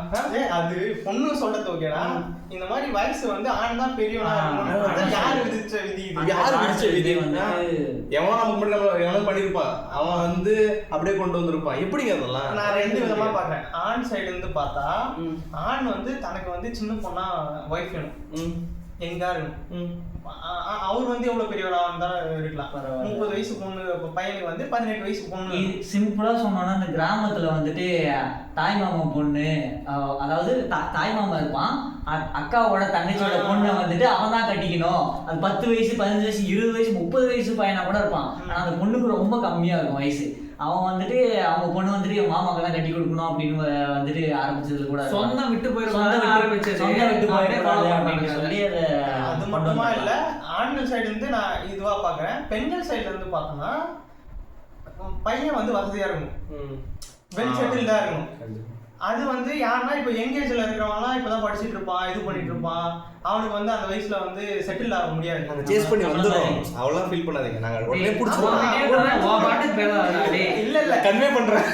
அது வந்து ஆதங்கம். டிகிரி இருக்கு, முடிச்சிட்டு வந்துடுறேன். ஆமா கண்டிப்பா அந்த மாதிரி வந்து பெண்கள் வந்து ஆனா அதுக்கு காரணமா சொல்லிடுறாங்க, அவன் தான் வந்து மெச்சூர்டா இருப்பான், அந்த காரணம்லாம் இல்லை, அவன் வந்து வசதியா இருப்பான், எல்லாமே செட்டில் ஆகி இருப்பான், அதனால அவனை ஈஸியா மேனேஜ் பண்ணிக்கலாம்ன்றது ஒரு காரணமா இருக்கலாம். இருக்கு. நான் வந்து ஃபீல் பண்ணேன் இப்படிதான் இருக்கும். ஏன்னா ஒருத்தன் வந்து எப்படிங்க சிம்பிளா சொன்னா பிராக்டிக்கல்ல தான் நம்ம மாறலாம் வேணா சொல்லிடலாம். காதலுக்கு அது இல்லை இது இல்லைன்னா காதலுக்கு ஒரு பேசிக் செட்டில்மெண்ட் வேணும்ல, ஒரு செட்டில்மெண்ட் கிடையாது. சேர்றதுக்கு அவங்க அப்பா அம்மா சம்மதம் பண்றதுக்கு வந்து ஒரு இது வேணும், பேசிக்.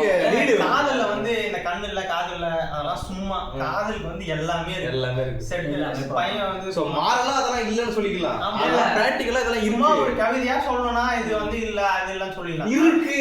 ஆமா அதுக்கு வந்து சாதி இருக்கு, மதம் இருக்கு, வசதி இருக்கு, எல்லாமே காதல் இருக்கு. ஆனா வயசு மட்டும் இல்லங்க, புரிஞ்சுக்கங்க. வயசு இல்ல, காதலுக்கு வந்து பவுண்டரிஸே இல்ல. அந்த வயசு நீங்க சொல்றது எந்த மாதிரி போகுது தெரியுமா? காதலுக்கு வந்து எல்லாமே இருக்கு, ஜாதி இருக்கு, மதம் இருக்கு, காதலுக்கு எல்லாமே இருக்கு. ஆனா காதலுக்கு வயசு மட்டும் இல்ல அப்படின்றது எப்படி தெரியுமா? காதலுக்கு வயசு மட்டும் தப்பா இருக்குறா இது. காதல்ல இதெல்லாம் இருக்கு, ஆனா வயசு வந்து நம்ம வந்து பார்க்க இல்ல. நான் என்ன சொல்றேன் அப்படின்னா, காதலிக்கும் போது வந்து இதெல்லாம் பெரிய இதா தெரியல. ஆனா காதல் வந்து அடுத்த கட்டமா கல்யாணம்னு ஒண்ணு போகும்போது, பெத்தவங்க சம்மதம் வேணும், ரிலேட்டிவ் சம்மதம் வேணும்னு போது இதெல்லாம் ஒரு முட்டுக்கட்டையா வந்து நின்றது. இதெல்லாம் ஃபுல்ஃபில் பண்ணாதான், இதெல்லாம் ஃபில்டர் பண்ணாதான் வந்து அந்த காதல் வந்து கல்யாணம் ஆகும். ஃபர்ஸ்ட் 2 பேரும் ஒரே மதமா இருக்கணும், 2 பேரும் ஒரே கேஸ்டா இருக்கணும், 2 பேரும் ஒரே எக்கானமிக்கல் பேக்ரவுண்ட் வந்து 2 பேரும் ஒண்ணா இருக்கணும்.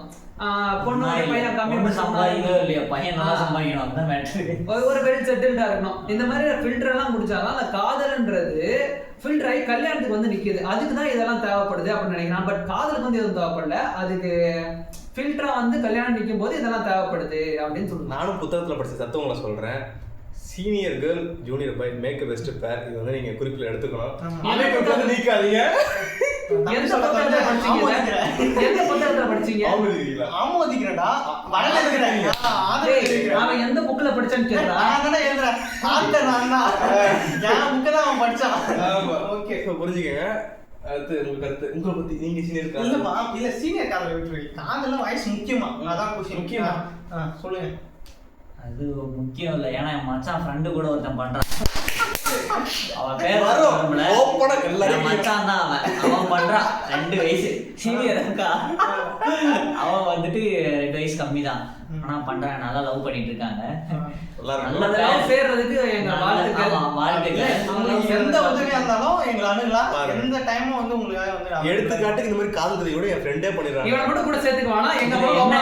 என்ன காரணம்னா எமோட்ஸ் மேட்டர்னு சொல்லி அவன் லவ்வருக்காக தாமரையில எடுத்துட்டு போய் கொடுத்துருக்கான். அதான் மேட்ரு. நாங்க என்ன எடுத்து தாமரை வாங்கி கொண்டு போய் கொடுத்தானா? இல்ல போய் பறிச்சான், குளத்துல போய் பறிச்சு கொண்டு போய் கொடுத்தான். பக்கி கிடைக்குங்க. நானே இவ்வளவு பேசிட்டு தான் வருது. நான் சொல்லிட்டேனடா, சரி எல்லாரும் கொட்டி தீத்துறமே. எவ்வளவுதான் இந்த வயசு இல்லை அப்படின்ற கான்ஃபிடன்ஸ் முடிஞ்சு. இப்படி காதல்ல வந்து இவ்வளோ விஷயம் இருந்தாலும் காதல் வந்து என்ன ட்ராஜடின்னு முடியும் போது காதல் தோல்வின்னு ஒரு விஷயம் இருக்குது. அந்த தோல்வின்னு வரும்போது எல்லாருக்கும் வந்து மனசு இடமா இருக்கும், கண்ணீர் வர செய்யும். அந்த மாதிரி இப்போ யாருக்கெல்லாம் வருதுன்னு தெரியல. உங்களுக்கு வரலாம், இந்த வீடியோ பார்த்துட்டு இருந்தேன், உங்க காதல் நினைவுகளுக்கு வரலாம். ஏன்னா எங்களுக்கு காதல் தோல்வி இல்லை அப்படின்னு வந்து இன்னும் காதலே பண்ணலங்க. நான் ஃப்ரெஷ் பீஸ், அதனால நீங்க தேர்ந்தெடுக்கலாம். ஓகேவா? சோ வந்து காதல் தோல்வி பத்தி என்ன கேட்டா போய் சொல்லிக்கிறேன். காதல் தோல்வி வந்து இன்னொரு காதல் வரும் வரை ஒரு அழகான அனுபவம் அப்படின்னு நான் புரிஞ்சுக்கிட்டேன். அவன் பக்குவப்படுவான் அதுல. சரி அடுத்து நீங்க சொல்லுங்கப்பா. அதை பத்தி கருத்துக்கள் இல்லையா? காதல் தோல்வியை பத்தியா? ஒருத்தன் ஒட்டைகிறான் இதெல்லாம். ஆமா, காதல்ல வந்து அவங்க தான் அப்சஸ்டா ஒருத்தவங்க மேல இருக்கும்போது திடீர்னு அவங்க இல்லைன்றப்போ அதெல்லாம் இயல்பா ஏற்படுதான். அதனால வந்து ஆனா யாரும் அதுக்காக தவறான முடிவுக்கோ அதை வந்து என்கரேஜ் பண்றது அது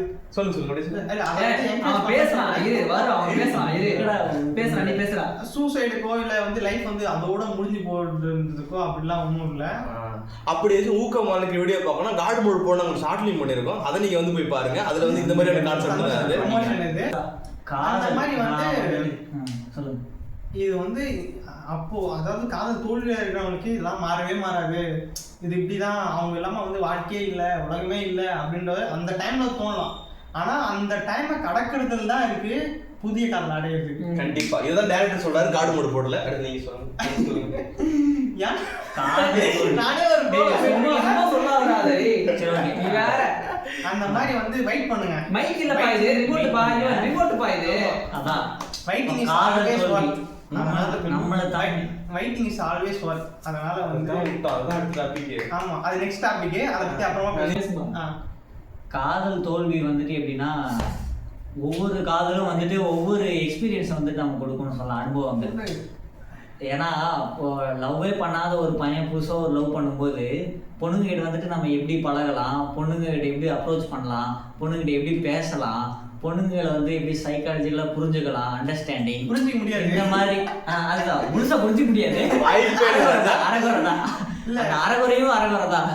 இந்த மாதிரி மாத்திட்டீங்க அண்டர்ஸ்டாண்டிங் கரெக்டா சொல்றாரா? சரி சொல்லுங்க. இந்த மாதிரி காதல் தோல்வி அடையும் போது ஒவ்வொரு பொண்ணுங்க இந்த மாதிரி பொண்ணுங்களும் இருக்காங்களா அப்படின்றத நம்ம புரிஞ்சுக்க முடியுது. ஆனா பொண்ணுங்களை முழுசா புரிஞ்சுக்க முடியாது, பொண்ணுங்களை முழுசா புரிஞ்சுக்க முடியாது. இது வந்து நாங்க வந்து 4 ஆண்கள் பேசுறதுனால இது வந்து ஒரு ஆண் பர்செப்ட் மட்டும் தான், ஆண்களோட பர்செப்ட்ல மட்டும் தான் இருக்கு. நீங்க வந்து தப்பா எடுத்துக்க வேண்டாம். எந்த பெண்களும் வந்து இதை வந்து தவறாக என்ன வேண்டாம். இதுல வந்து இன்னொரு பெண் இருந்தா அந்த பொண்ணு எங்களை 4 பேரை கிழிச்சிருக்கோம்.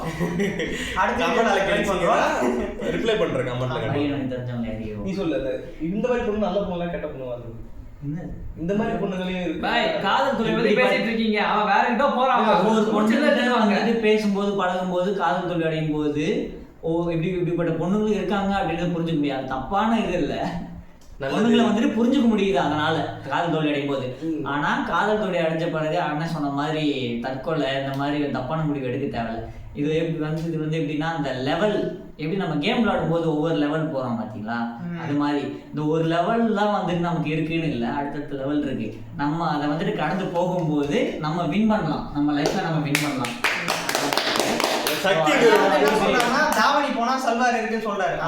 நம்ம லைஃப்ல வந்துட்டு 100 லெவல் இருக்க மாதிரி நிறைய பொண்ணுங்க நம்மளுக்குன்னு இருக்காங்க. ஒரு பொண்ணை கடந்து போனோம்னா அடுத்து நம்மளுக்குன்னு வருவாங்க. ஸோ நல்லா வந்துட்டு லைஃப்ல எல்லாரும் படிங்க, நல்ல ஒரு ஸ்டேஜுக்கு வாங்க, நல்லா சம்பாதிங்க. கண்டிப்பா அந்த லவ்ன்றது பெருசா வரும். ஒரு செடியில ஒரு பூ தான் இல்ல, பல பூ பல இருக்கு. அதனால பூக்கள்லாம் எடுத்து வச்சு கம் போட்டு ஒட்டுங்க. எனக்கு பூ ரொம்ப பிடிக்கும். இங்க பதிவிக்கிறேன், நீங்க சொல்லுங்க. என்ன பூப்பா? எல்லாரும் பூடா நீங்க சொல்லுங்க. காதல் தோல்வின்றது வந்து நடக்கல. காதல் தோல்வியை பார்க்க வேண்டியதா? அதை நோக்கிய பயணம் தான் வந்து எல்லார்கிட்டயும் இருக்கு. டேய் ஒன்னு ஆரம்பிக்கும் போது விடுங்கடா நீங்க பாட்டு.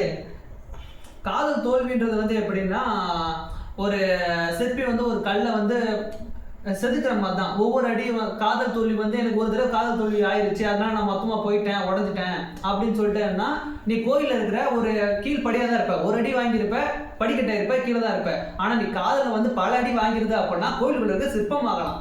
ஓகேவா? அதனால காதல பல அடி பட்டாலும் நீ மீண்டும் எந்திச்சு வாங்க, மீண்டும் எந்திச்சு வந்தீங்க அப்படின்னா நீங்க ஒரு சிற்பம் ஆகலாம். அடி பட்ட இடத்துல விழுந்துட்டீங்க அப்படின்னா நீங்க படிக்கட்டா தான் இருப்பீங்க. முதலடி பட்டு இல்ல இனிமே செதுக்க முடியாது அப்படின்னா எந்த கருத்தை எது வந்து ஜாயின் பண்ண பத்தியா கோயில் எந்த சாமி இருக்காது. இப்படி வருவேன் நான், இப்படி வருவேன். எங்க அண்ணன் அதுல ஸ்பெஷலிஸ்ட்ரா.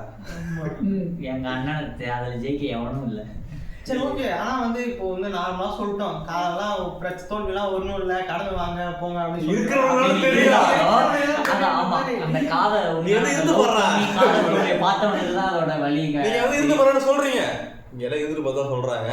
அது வந்து அதுல இருந்து எப்படி வெளியே வரதை பத்தி நம்ம விவேக் சொல்வாரு. ஏன்னா வெளியே வந்தவர் ஏன்னா நான் 13 தடவை வெளியே வந்திருக்கிறாரு. உள்ள மூழ்கி முத்தெடுத்தவரு தப்பா சொல்லாதீங்க. அது எண்ணிக்கையில் அதிகமா கூட இருக்கலாம். விடுதலை காதலா தான் இருக்கும். ஆனா உண்மையா லவ் பண்ண ஒண்ணு கம்மி தான் வரும். டிஸ்கிளைமர் போட்டுறேன், எல்லாம் கற்பனைன்னு போட்டிருக்கேன். ஆனா இது உண்மை. பேசுறா காது தோல்ல என்னதான் இருக்கும், செத்துடலாம் போல இருக்கும். குளிக்கும் போதெல்லாம் வந்துட்டு ப்ரெஷரா மண்டைக்குள்ளே இருக்கும். அவ்வளவு சில்லு தண்ணி ஊற்றினாலும் எரியும் உடம்பெல்லாம். இந்த மாதிரி ஃபீலிங்ஸ் அனுபவிச்சிருக்கீங்களா? லவர் படத்துல சில பேர் காமிச்சிருப்பாங்க. இந்த மாதிரி காதுல வந்து கடுப்பா இருக்கும், வாழ்க்கையே பிடிக்காது, மாச கணக்காகும், வருஷ கணக்காகும், பசி எடுக்காது, தூக்கம் வராது, வெறியாகும். அது காதல் தான் பசி எடுக்காது, காதல் தோல்வியிலும் பசி எடுக்காதா? ஒரு மாதிரி டிப்ரெஷன் ஆகும், வாழ்க்கையே பிடிக்காது, வாழ்க்கையில இந்த மாதிரிலாம் வெறியாகும். பேசும்போது பேச மாட்டாரு, அவர் பேசிட்டே இருக்கும். இந்த மாதிரி ஒரு நச்சச்சலா இருக்கும் காதல் தோல்வி வந்து. அப்படியே வெறியாகும், என்ன பண்றதுன்னே தெரியாது. காலைல எந்திரிச்சா எந்திரிக்க மனசு வராது, படுத்த தூக்கம் வராது, யார்ட்டாச்சும் போய் புலவ முடியாது, புலம்புனாலும் ஓரளவுக்கு மேல சொல்லவும் முடியாது. சரி, இந்த காதல் தோல்ல காரணம் தேடி அலையும், எதுக்காக நம்ம காதல் தோத்து போனுச்சு, ஏன் விட்டு போனுச்சு, இந்த மாதிரி பல குழப்பங்கள் வரும், பல வேதனைகள் வரும், அவ்வளவு துக்கமும் வரும்.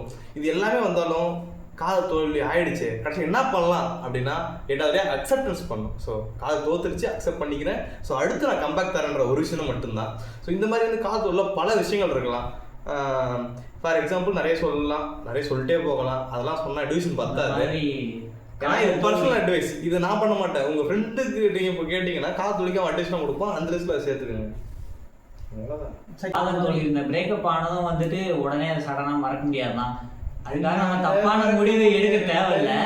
நம்ம அதை வந்துட்டு அதை ஓரமாக கொஞ்சம் தள்ளி வச்சுட்டு நம்மளோட அடுத்தடுத்த வேலையை வந்துட்டு நம்ம பார்த்துட்டு இருந்தாலே அது சடனாக வந்துட்டு நமக்கு நல்ல ரிசல்ட் கிடைக்கும்னு நினைக்கிறேன். என்னதான் வந்து காதல் தோல்வி ஆனாலும், காதல் நீங்கள் காதல் பண்ணாலும் பண்ணாட்டி, காதல் தோல்வி ஆனாலும் ஆகட்டி, காதல் ஜெயிச்சாலும் ஜெயிக்காட்டி, இந்த மாதிரி பல விஷயங்கள் இருந்தாலும் ஏன்டாதிரி நீங்கள் உங்களுக்கு ஒரு அடையாளம் தருவீங்களா? அதுதான் வந்து செல்ஃப் லவ், அதாவது சுய காதல். ஸோ அந்த காதல் எப்பவுமே பண்ணால் இன்னும் சூப்பராக இருக்கும். ஸோ காதலை பற்றி பேசிட்டோம்ல, இந்த காதலை மற்றவங்கள்ட்ட போய் நீங்கள் கொட்டுறதுக்கு உங்கள்கிட்ட கொட்ட நீ என்னைக்கு உருப்பிட்டுப்படா, அந்த ஒரு கான்செப்ட் தான் இது என்னை பொறுத்தளவுக்கு. ஸோ உங்கள் மேலே நீங்கள் காதல் வச்சிங்கன்னா அடுத்தது உங்களுக்கான விஷயம் தேடுவீங்க. ஒன்று நீங்கள் படத்துல காமிச்சிருப்பாங்க. 29 படத்துல வந்து ஹீரோ வந்து தன்னை, அதாவது செல்ஃப் ஐடென்டிட்டி கிரைசிஸ் இதெல்லாம் வந்து அவர் ஃபேஸ் பண்ணுவார். அவரோட காதல் வந்து நினைப்பாரு, என்ன என் வாழ்க்கைக்கு சந்தோஷம் வந்து ஒரு பொண்ணு தான் நினைப்பாரு. அந்த பொண்ணு விட்டு போனதுக்கப்புறம் இவர் அடையாளத்தை தேடி பார்ப்பாரு. ஸோ ரெண்டாவது அவரு ஒரு விஷயம் சாதனை பண்ணுவார். ஒவ்வொருத்தவங்களுக்கும் ஒவ்வொரு அடையாளம் இருக்குது, ஒவ்வொருத்தவங்களுக்கும் ஒவ்வொரு கோல் இருக்குது அப்படின்றத அதை உணர வைப்பாங்க. பர்பஸ், லைஃப் பர்பஸ் எல்லாம் வந்து ஃபிலாசபி, அதை விட்டுருங்க. ஸோ காதலை பற்றி முடிச்சிருச்சு. நெக்ஸ்ட் பாத்தீங்கன்னா வந்து காதல் காத்திருப்புகள். சீலே சீலே சீலே நிமிஷங்கள் ஒவ்வொன்றும் வருஷங்கள் ஆகும், நீ என்னை நீங்கி சென்றாலே, வருஷங்கள் ஒவ்வொன்றும் நிமிஷங்கள் ஆகும், நீ அதன் பக்கம் நின்றாலே. இப்படி காதலில் வந்து காத்திருப்புகள் வந்து ரொம்ப அழகாவே இருக்கும், ரொம்ப அழகா இருக்கும். காதல் பண்றதுக்கு முன்னாடி மட்டும் காதலிச்சுன்னு வச்சுக்கலாம், அந்த காத்திருப்புகள்லாம் வெறியா பண்ணி என்ன நீ வர மாட்டேன் அப்படின்னு. ஸோ இருந்தாலும் அங்கே ஒரு அழகா இருக்கும். கல்யாணத்துக்கு அப்புறம் காத்திருந்தாலும் வச்சுக்கோங்க இன்னும் ஆண்டாவும் அலைப்பாயுதை படத்துல வர மாதிரி. ஸோ வந்து காதலில் காத்திருப்புகளை பத்தி சொல்லுங்க. எங்க அண்ணன் தெய்வம், எங்க தெய்வம், இவர்தான் எல்லாமே, இவர்தான் எல்லாருமே, இவர்தான் என் குரு, என்னோட எல்லா தத்துவத்துக்கும் எங்க அண்ணன் காரணம். அவரால் தான் நான் இங்க இடத்துல நிக்கிறேன், உட்காந்துருக்கேன். சரி, காதலில் காத்திருப்பது வந்து எங்கள் பணிகன் வந்து அழகாக சொல்லுவார். ஏன்னா ஒரு காதலில் வந்து ரயில்வே ஸ்டேஷனில் காத்துக்கிறது, பஸ் ஸ்டாப்பில் காத்துக்கிறது, காலேஜில் காத்துக்கிறது, இன்னும் சில இடத்துல காத்துக்கிறது, அந்த மாதிரி நிறைய விஷயங்கள் இருக்கும். எங்கள் என்ன சொல்லுவேன், காதல் காத்திருப்பு வந்து நான் நிறைய இடத்துல பார்த்துருக்கேன். காதலுக்காக காத்திருக்கிறது. இப்போ ரயில்வே, இப்போ சொல்லுங்க, இப்போ திடீர்னு எங்கள் ஆஃபீஸ்லேருந்து வெளியே இங்கே போயிட்டு வா, தாம்பரம் போயிட்டு வா, எக்மோர் போயிட்டு வான்னு சொல்லி அனுப்பிச்சு விட்ருவாங்க. அண்ணன் பார்த்தா என் காலேஜ் பசங்க வந்து வெயிட் பண்ணி, இப்போ ஒருத்தர் 2 பேரும் வெயிட் பண்ணிட்டு இருப்பாங்க. என்னன்னு கேட்டால் இந்த மாதிரி ஆளு ஊருக்கு போயிருக்கா, ஊருக்கு வந்துட்டு இருக்கா, வெயிட் பண்ணிட்டு இருக்கேன் அப்படின்வாங்க. அவனுக்கோ காலேஜ் பிடிச்சது 4 மணிக்கு, அவன் 6 மணிக்கு இங்கே உட்காந்துருப்பான் ஜங்ஷனில். அவன் 7 மணிக்கு ட்ரெயின் ஏறினான்னா வீட்டுக்கு போக 10 மணி ஆகும். 7 மணிக்கு தான் ட்ரெயின். அது வீட்டுக்குன்னு 1 மணி நேரம் உட்காந்துருப்பான். அந்த பொண்ணு வருது பார்க்கணும், 1 வாரமா பார்க்கல அப்படின்னு சொல்லிட்டு வெயிட் பண்ணுவான். அப்படி அவன் சொல்லும் போது, அவன் வர்றாடா நான் பார்க்க போறேன், 1 வாரம் கழிச்சு பார்க்க போறேன்னு சொல்லும்போது அவன் கண்ணில் இருக்க அந்த ஆனந்த, அவன் முகத்துல இருக்க சிரிப்பை பார்க்கும்போது, பா எப்படிப்பட்ட ஆல்ரெடி நீ எதுக்காக வேணா அவளை வெயிட் பண்ண வீட்டில் என்ன சொல்லுவேன்னா ட்ரெயின் மிஸ் பண்ணிட்டுன்னு சொல்லுவேன். வீட்டில் போய் சொல்றதா மேட்டர், அவளுக்காக காத்திருக்கிறது எனக்கு வீட்டில் போய் சொல்றதா மேட்டரே கிடையாது அப்படின்ற மாதிரி சொல்லுவான். அந்த மாதிரி ஒரு சில நேரம் காத்திருக்கிறத பார்த்துருக்கேன்.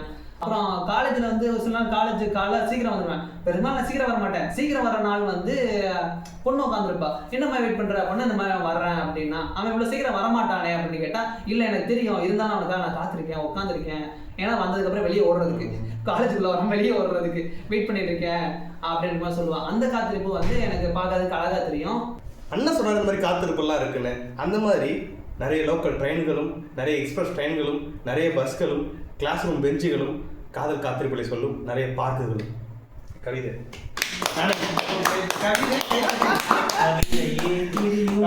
உங்களுக்கு காத்திருப்புகள்? கவிதை கைத்தட்டுங்கள். காதலை வந்துட்டு காத்திருப்பு அப்படின்றது என்னை பொறுத்த வரைக்கும் அது கஷ்டமான விஷயம் தான் சொல்ல முடியும். ஏன்னா இப்போ காத்திருக்கும் போது தான் வந்துட்டு அது நமக்கு கஷ்டமா தெரியும். அந்த காத்திருப்பு இப்போ ஒரு ஒரு ஒரு மாசம் ஒரு வருஷ கணக்கில் அது ஆகும்போது அது ரொம்ப நரகமா போகும். அது அந்த ஒரு வருஷம் ஆகி அந்த காதலர்கள் வந்துட்டு 2 பேரும் நேரில் பார்க்க போகும்போது தான் அந்த அத்தனை வருஷம் இதுவும் வந்துட்டு சந்தோஷமா மாறும். அது வரைக்குமே வந்துட்டு அவங்களுக்கு அந்த காத்திருப்புன்றது நரகமாக தான் இருக்கும். லாங் டிஸ்டன்ஸ் ரிலேஷன், அந்த லாங் டிஸ்டன்ஸ் அந்த லவ். இப்போ நமக்கு தெரிஞ்சிட போது ஓகே ஒரு வாரத்தில் வந்துருவாங்க, 10 நாள் வந்துருவாங்க அப்படின்ற கரெக்டாக டேட் தெரியும் போது நமக்கு ஒரு வருஷம் வந்து 10 வருஷமா தெரியும். இல்லை நான் சொல்றது வந்து சின்ன டெம்பரவரி பீரியட். அந்த ஒரு வாரம் 10 நாள் வந்து இப்போ வந்துருவாங்க அப்போ வந்துருவாங்கன்னு தெரியும் போது நமக்கு நாளாக உற்சாகம் பெருகிட்டே போகும். இப்போ வந்துருவாங்க அப்புறம் வந்துருவாங்கன்னு சொல்லிட்டு உற்சாகம் பெருகிட்டே போகும். பட் அடுத்து நம்ம எப்போ பார்க்க போறோம்னே தெரியாது எங்களுக்கு. அப்படின்னும் போது அந்த காத்திருப்பு வந்து வேதனையா இருக்கும் அப்படின்ற மாதிரி தம்பி சொல்றாரு. இப்ப அடுத்து சாதி சொல்லுவாப்புல கமெண்ட் பாய். ஓகே, காதல்ல வந்து காத்திருப்பு, காதல்ல வந்து காத்திருப்புன்றது லவ்ல வந்து ரொம்ப முக்கியமான போர்ஷனாக பார்க்குறேன் நான். அது ரொம்ப அழகான போர்ஷனு. ஆனால் வந்து அது வந்து இப்போ வந்து காதலில் வந்து காத்திருப்பு வந்து அவ்வளோவா இப்போ இருக்கான்னு கேட்டால் இல்லை. ஒரு அப்டேட்லேயே இருக்கும். எப்போ வரேன், என்ன பண்ணுற, சாப்பிட்டியா, தூங்குனியா, என்னப்பா, எல்லாமே அப்டேட்டடா இருக்கு. அந்த மாதிரி நான் டிஸ்டர்ப் பண்ண மாட்டாங்க.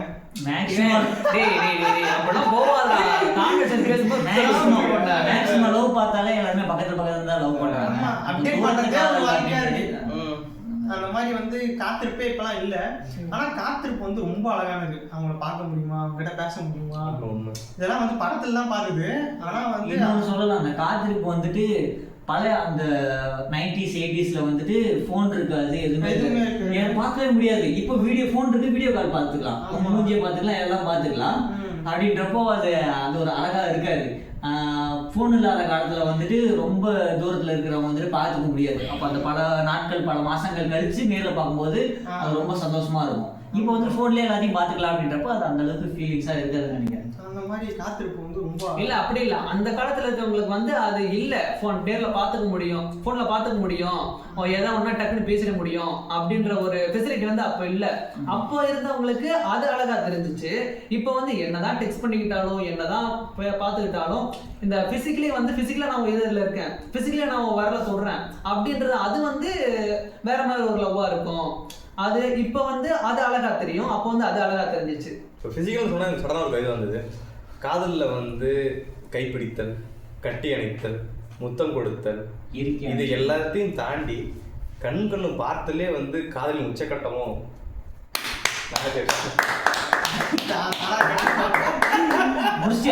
இருக்கு. அது இதோட போதும். இப்போ இந்த மாதிரி காதலோட காத்திருப்புல வந்து அழகா சொல்லிட்டு இருந்தாங்க. கேட்கும் ரொம்ப சந்தோஷமா இருக்கு. காதலில் காத்திருப்புகள் இருக்காங்க. ஆனால் இன்னொன்று சொல்லிட்டா இங்கே உள்ள எல்லாரும் வந்து காதல் தான் இருக்கும், காதல் பண்ணாட்டுங்க. ஏன்னா நமக்கான ஒரு காதல் வருமானதை காத்துட்டு தான் இருக்கும். எங்கள் அண்ணன் சாருகரனை முதற்கொண்டு நான் முதற்கொண்டு அப்படிலாம் ஒன்றும் இல்லை, கல்யாணம் பண்ற வரைக்கும் காதல் காத்திருப்பு இருக்கும். அந்த காதலுக்காக காத்திருக்கிறது, காதலிக்கிறவங்களுக்காக காத்திருக்கிறது, நல்ல காதலுக்காக காத்திருக்கிறது முடிக்கல தெரியுமா? வேற ஏதோ பேசலாம்னு வந்தேன், அப்படியே தொடர்ந்து அது முடிஞ்சு போயிடுச்சு.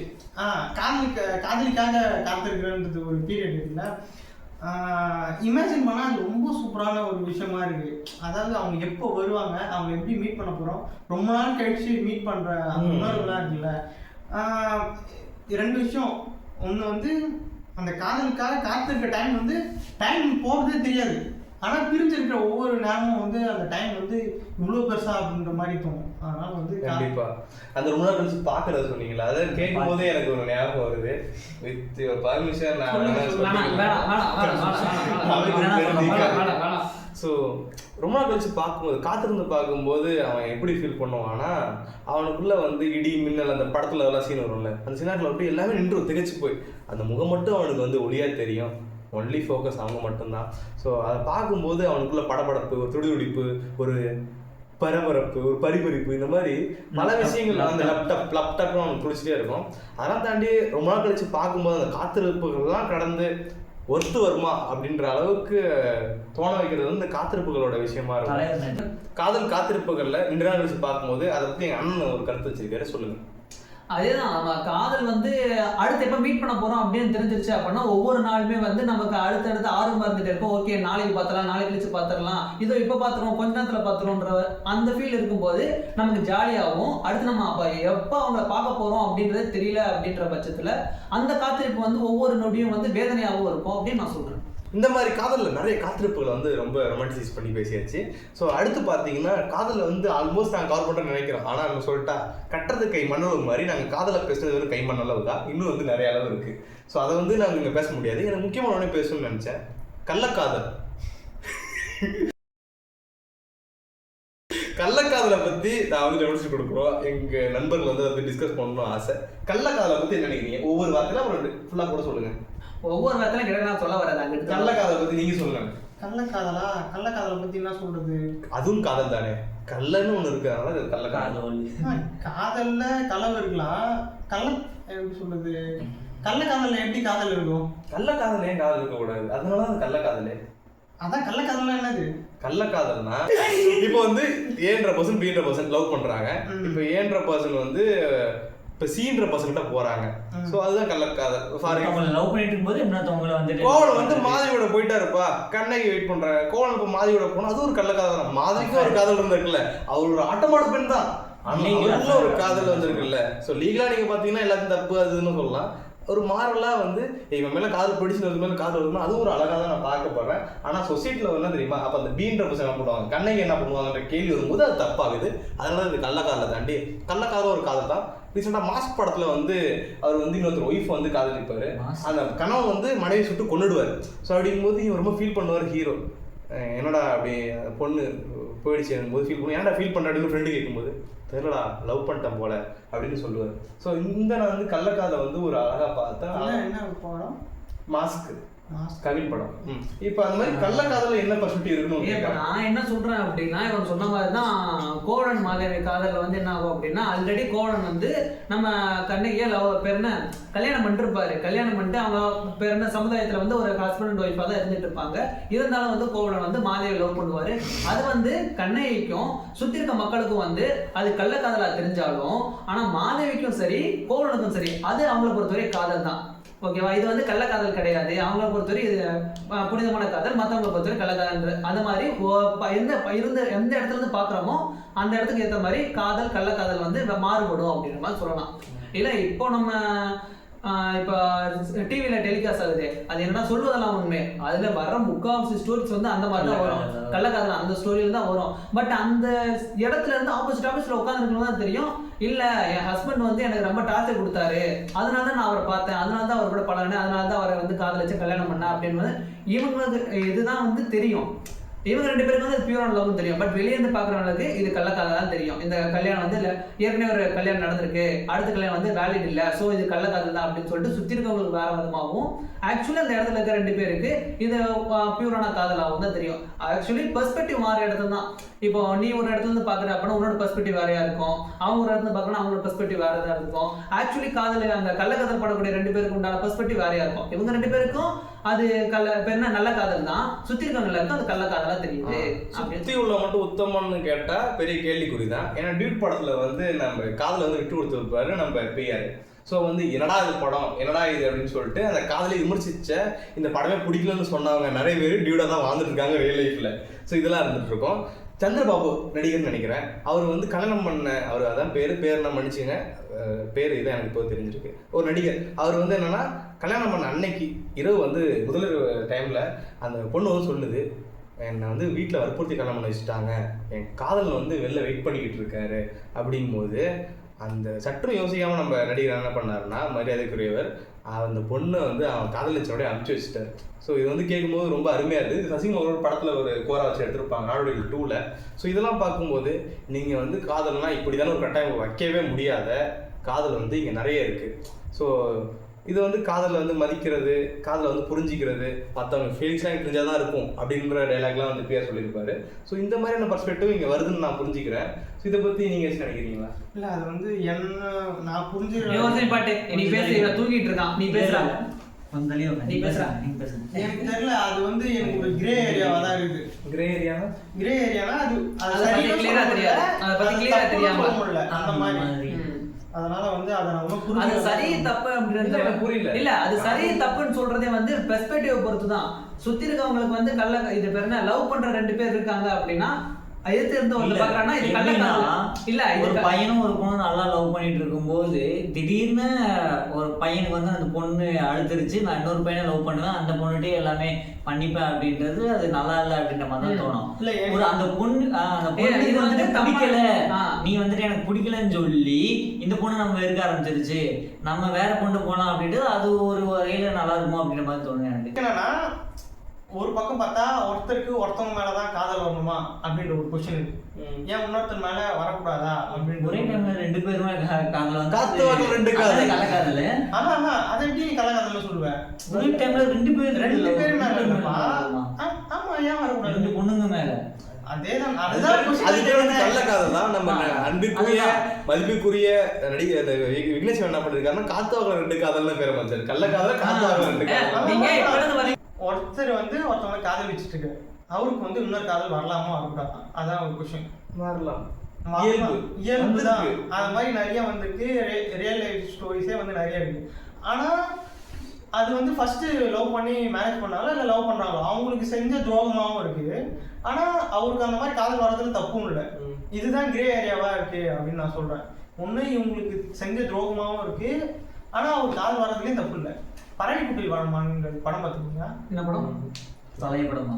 ஆமா, தெரிஞ்ச படமா சொல்லு பை, தெரியாத படமா? இல்ல மாடல் லவ் சென்னையில வந்து ஒரு சீரிஸ் தான் வந்து பறவை குட்டில். அது பார்த்துருக்கேன். சென்னையில மொத்தம் 6 எபிசோடு, 6 ஆந்தாலஜில 5வது நினைக்கிறேன் நீங்க ஏதோ அதுல வந்து.